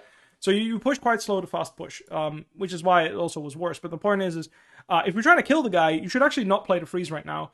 In your current condition, because if he comes back with potions, enemy jungle can come push out. Like you might end up in a situation where you might be weaker. The alternative is if it's 5:30, 6 minutes, you can look for a plant, right? Freeze and look for plant. That's fine. But if you're trying to kill the guy, you want to make sure you base here, spend your money, get your health back up, and then you can look to kill him. So keep that in mind. So here we fast push, we base. You see the idea, right? Yeah. I'm back with 6 here. If he wants to proxy the wave, I'm going to kill him. And obviously, like here, the idea is if I freeze this wave, right? I am laning at not full power against him, right? I have less HP, less gold spent, right? So I have less AD than I could have if I base. So you're making it a little bit easier for him to lane, but if you're still strong enough to kill him, then you can. Yeah. I just don't think you are. Again, if you think you are, if I had serrated, maybe. feel free. With serrated, maybe I can stay, but not with Cofield. I'm just saying, just keep that in mind, right? I agree sense. with you. I think if you had Dirk, I could see you kill him with just 6. Again, if you slow push this wave, you can also slow push, hit 6, and dive him on the big wave if you feel like that's a good angle. It definitely can be a great angle. Not on Kane. Not on Kane. Sure, yeah. Makes sense. Just be mindful, right? I want you to weigh those things. Your game plan should matter. But the idea is, so right now, he laned against you for, I don't know, let's say 6 waves, right? It's like random number, 6 waves, right? Yep. So you fast pushing this wave. That is -1 wave of laning, -2 waves of laning, because he'll fast push the next, right? So that's 1 minute that he can avoid you. Yeah. But if you freeze this wave and you're not strong enough to fight him, actually, that's longer. Or you slow push this way and you're not strong enough to fight him, that's right. Instead of 1 minute of avoiding you, he might be able to scoot through the laning phase for 2/3 minutes. Yeah. And a lot of people don't like think about this when they're playing, but they end up like thinking that they can pressure the guy, but really just basing and giving up 1 minute of pressure and then having full pressure after every single wave after this 1 minute can be worth way more. It's way better. It can be. Yeah. And again, like it depends on what you're planning. I just want you to think about it this way. Make sense? Yeah, of course. Sweet. Great. Obviously, we farm. And like I mentioned, same idea here. You're just crashing waves, trying to take plate slowly with minion waves. Obviously, you want to use these ward timings a bit faster. And then here, you lost the whole minion wave because it took you a while to go ward. That's just a habit you want to learn. Like I said, the faster you go ward, the better. And then, like I said, you can just start, like here, like if he takes a bad base, or like you can crash a wave quickly after he bases, then you can take a plate. And then, like I said, you can just stay here, 45 on your TP. Obviously, he fucking kills you because you kind of disrespect him here. Like here, he just fucking sends it. He hits you with W and he just fucking sends it. I didn't see the angle myself, but just a small thing, right? Like, be mindful. I think he solo kills you here, to be fair. Yeah, definitely. So just a small thing, right? Just avoid dying when you're doing this, and you're really just farming. So you're just okay with nothing happening, and you stop pressuring him. I took a plate, and like let's say you need, how much gold is this, right? So let's say it's like what, 2050, right? Wait, it's a little less than that, no? It's like 3,400 gold for Hydra minus 23. 1950, right? This is how much gold you need. Sorry, I have 600 gold. Yeah, so you need 600 gold plus you have first strike. How many waves is that? Sorry, futures market. First strike, like futures market, whatever. 2 waves should be. 4? No, I think it's a bit more. Unless it's a cannon, right? So 3 to 4, right? 3 to 4. Okay. Right, so 3 to 4 waves, which is how much time? 30 or 2 minutes, right? Roughly. Yeah. So you're saying I'm gonna calm down for 2 minutes worth of time and then completely send it on the 11:35 wave and just fucking end his Nexus. Yeah. Make sense? Yeah, of course. So instead of basing right now and going nuts right now and just trying to pressure him and completely end him right now, we're saying that this 11:35 wave is going to be when we go nuts, and that's still 2 minutes and 30 seconds worth of minion waves that are coming that we can take plates from him and kill him and etc. etc. etc. So a lot of people, they think that like you need to really pressure on this 9-minute wave because plates fall off at 14. No, you can come with Hydra at this time and you will fucking end his Nexus. With Hydra is broken. So keep that in mind, right? So a lot of people like they tend to overpressure, and then they put themselves vulnerable. Maybe we could agree that you did in this case, of but course. just a small thing. So I like that you use the timing of the ward. This is good. Just obviously we were talking and we're pressuring him, and then Bel'Veth just kind of shows up and kills us. Oh, actually, it was a poorly placed ward. So let me show you. Yeah, it's the she can. This is why she can like hug so the if wall, you put right? the ward here, she can do this. Yeah, so you need to put it like here. Yeah. I did that so I can have like more vision. Technically, I think you can put it like here and it might spot it, but generally this is just the best word. Yeah. Okay. This is the one. This is the one you want. Okay. Just to be safe. Agreed. Alright, not bad. Alright. Very nice. And we're just, trading with him, whatever, we get ganked, whatever happens. She came from not lane, too bad. Right? Same thing here, right? You're coming out of base, like there's no shame in running back top and saying, fuck it, I'm killing this guy, like I'm joining again, I'm running bot right now, I'm joining this bot play, or whatever it is you decide to do. Generally when I don't have you decide to go for mid? Like to roam as much. I agree. It's not. I think that is a fundamental great rule of thumb when you're playing League of Legends. When I don't have my ultimate skill, it depends on the champion, right? If I'm playing Elise, then sure, right? I have the tools I need. Shape-shifting. But sure. When you play an ultimate-based champion to kill, it's... I agree with you. I appreciate the attention to detail, but it's true. Basically the idea. You need tools. Here, same thing. You push this wave. Do I join the play? Do I whatever? Just a small thing here, right? Like our team is moving into the enemy jungle, usually a hotspot for fights, right? It's quite a spicy situation for a while now, and if you had a bit better map awareness, maybe you could have been the one TPing in and killing them, right? Like, look, we're literally behind their tower fighting. It's good to be looking at what they're doing and why, and then maybe you can TP in and get a piece of this quadra kill. Maybe you can get a few kills. Maybe you say, fuck it, my team doesn't need me. I'm not going to give him any waves or plates for free. I'm not going to give him a tower or anything. I'm just going to trade.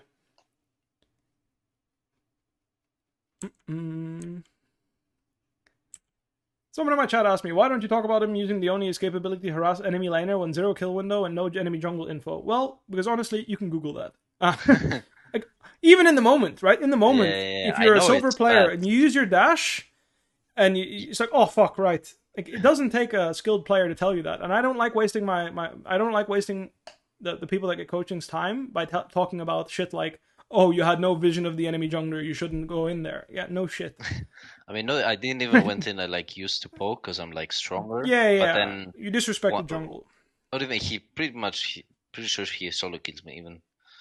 With, no, I'm talking about the second time. So he's talking about the second time. Okay, yeah, second time. Yeah, and send it. Well, also he's like using the only escape ability to harass the enemy when there's 0 kill window. Well, the thing is, friend, is you usually need to harass someone to get a kill window. So double-edged sword. Think about that as well, right? So, no, of course. I'm just saying, like, that is like very, very basic PvP. Like that's not even league related. Like any PvP game will say.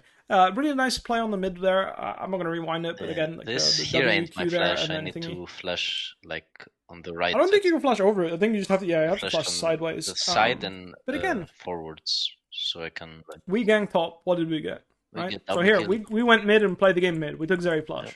We know Zeri has no flash because we killed her and she flashed. I know exactly. We go top lane. We again PvP for our team. Like, we're not weak. We're 2-2, but we're 160 CS. We have first strike. We took some plates. Like, we're fucking strong. We took a tower. We're fucking strong. We're 1.5 items. Like, we're in a good spot with our ultimate. Level 11. No, level 12, actually. Holy shit. Look at you. We're in a good spot. You know what I mean? Yeah. So, absolutely great to go hover here. Instead of relying on Katarina to 1v2 them top, you make it nice and easy. You 2v2. Again, I would skip this blue and I'd just sprint top lane to kill them because they touch my wave. I want to kill them. You see how Katarina's saying I want to all in? Good on her to be patient for you. But like here, Rel and you should just sprint top and kill them. You know what I mean? Like, they're touching a wave they have no business touching. Yep. So be mindful of that, okay? Yeah. All right. Not bad. And then obviously here we make a play, we misplay, but it's still a positive play because when you fight people in your head, even if you don't play optimally, good chance it's going to go well. Because any fight is a good fight when you have a gold lead. assuming that you don't completely butcher Yeah. it. And even though you butchered it a bit, you still hit all your skills and did a bunch of damage, right? So it's not like you walked into a knockup and got one shot. Yeah. No, you hit all your skills and then died. Different topic. I already mentioned this in game, but again, you don't want to have the idea of I need to dive tier 2 bot here to kill this guy to win right now, otherwise my team is going to throw or whatever. You know, like don't think of it like that. Just base, buy your mythic, then make that play, right? So same if you're behind. Okay, when you have mythic on base, it's very rare that you're going to have to make a play right now without getting to spend your gold, unless it's like, oh, I'm going to lose Baron anyway, so I have to make a play right now because they're going to group on my lane if I do. Same thing, just because there is an opportunity to TP doesn't mean one must take it. Right here, it looks fucking doomed to me, right? Already, like I can tell you right now, when Bel'Veth started Eing, I'm like, okay, that looks sketchy as fuck. Right now, sketchy as fuck to me. Yeah, but I'm never TPing here. And then I was like, I can kill them both. Oh, he already used it, right? So you used it and you're like, oh, I can clean them up. Yeah. And I'm fine with that. Again, you're a better Zed player than I am, so I'll respect it. You know, if you think this is an angle, I'll take it. You did miss a Q here, and then I think maybe it kills. I even think if you hit him, you need to hit him with two of them, and I think that's kind of hard.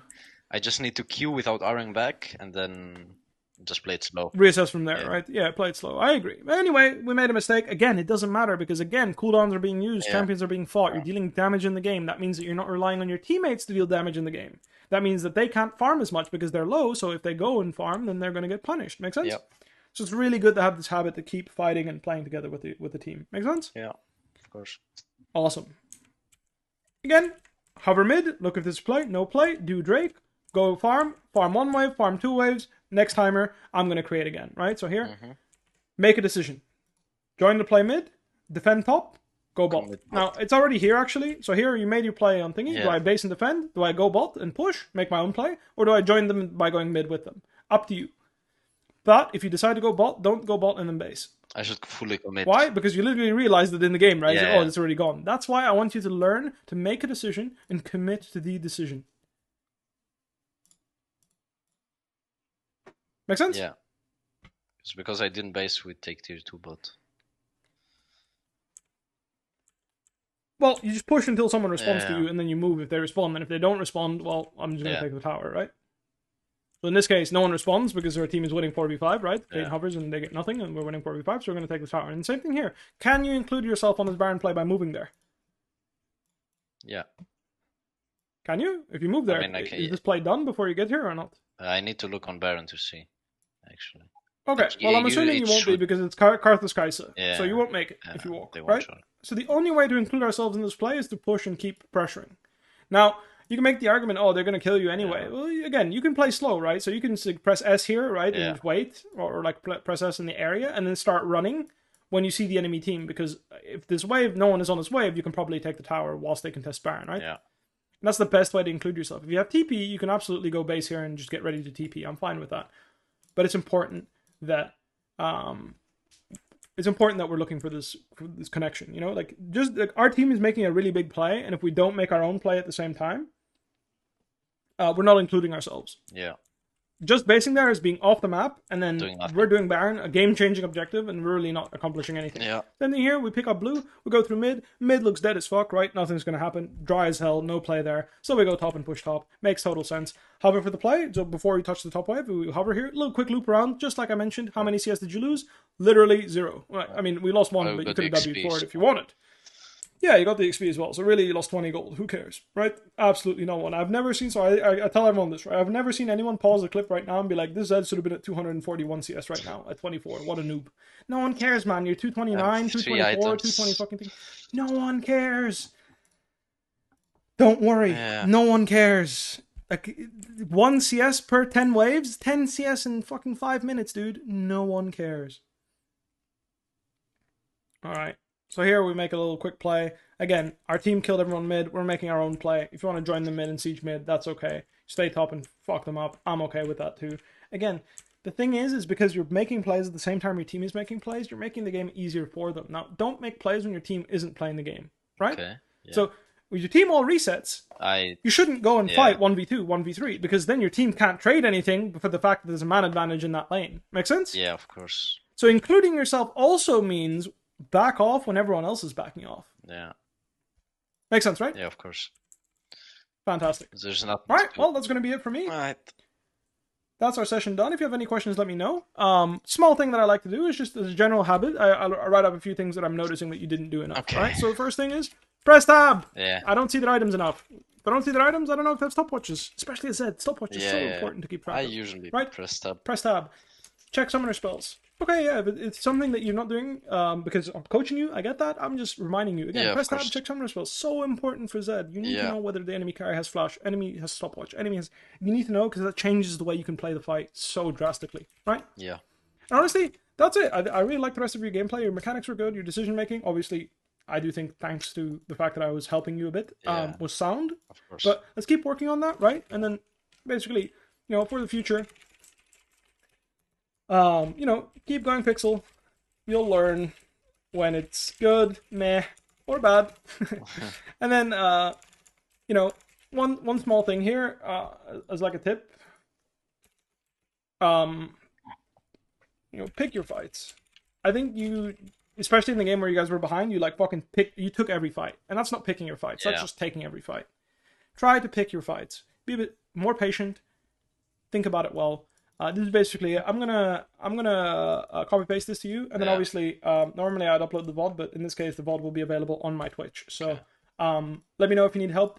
I can eventually get this. Eventually this will come on YouTube, so I'll let my editor know as well. There's a session, so eventually it's going to be on YouTube. But thank you very much for getting the coaching. I appreciate it. I'm gonna head out because it's 4 a.m. here. I'm exhausted. So thank you very thanks much. a bunch. Shout out to let me see what was your I name also stream Anton? sometimes, so. All right. Well, what's your Twitch name? I'll drop it in the thingy here if anyone wants to follow. Let me see. Hey chat, this is me. Wait, I can just write it for you. I wrote it. Oh, nice. I'm gonna go ahead and copy paste your name here. Going on a 2-week vacation though in 3 days. So. Okay. Well, anyway, I'm just gonna copy and paste your username. There's gonna be some stream if anyone wants to chill out. All right. Anyone wants to follow him, feel free. I appreciate it, man. All right, man. I'll catch you later. I'll see ya. Have a good night. Peace. Bye. Have a good night.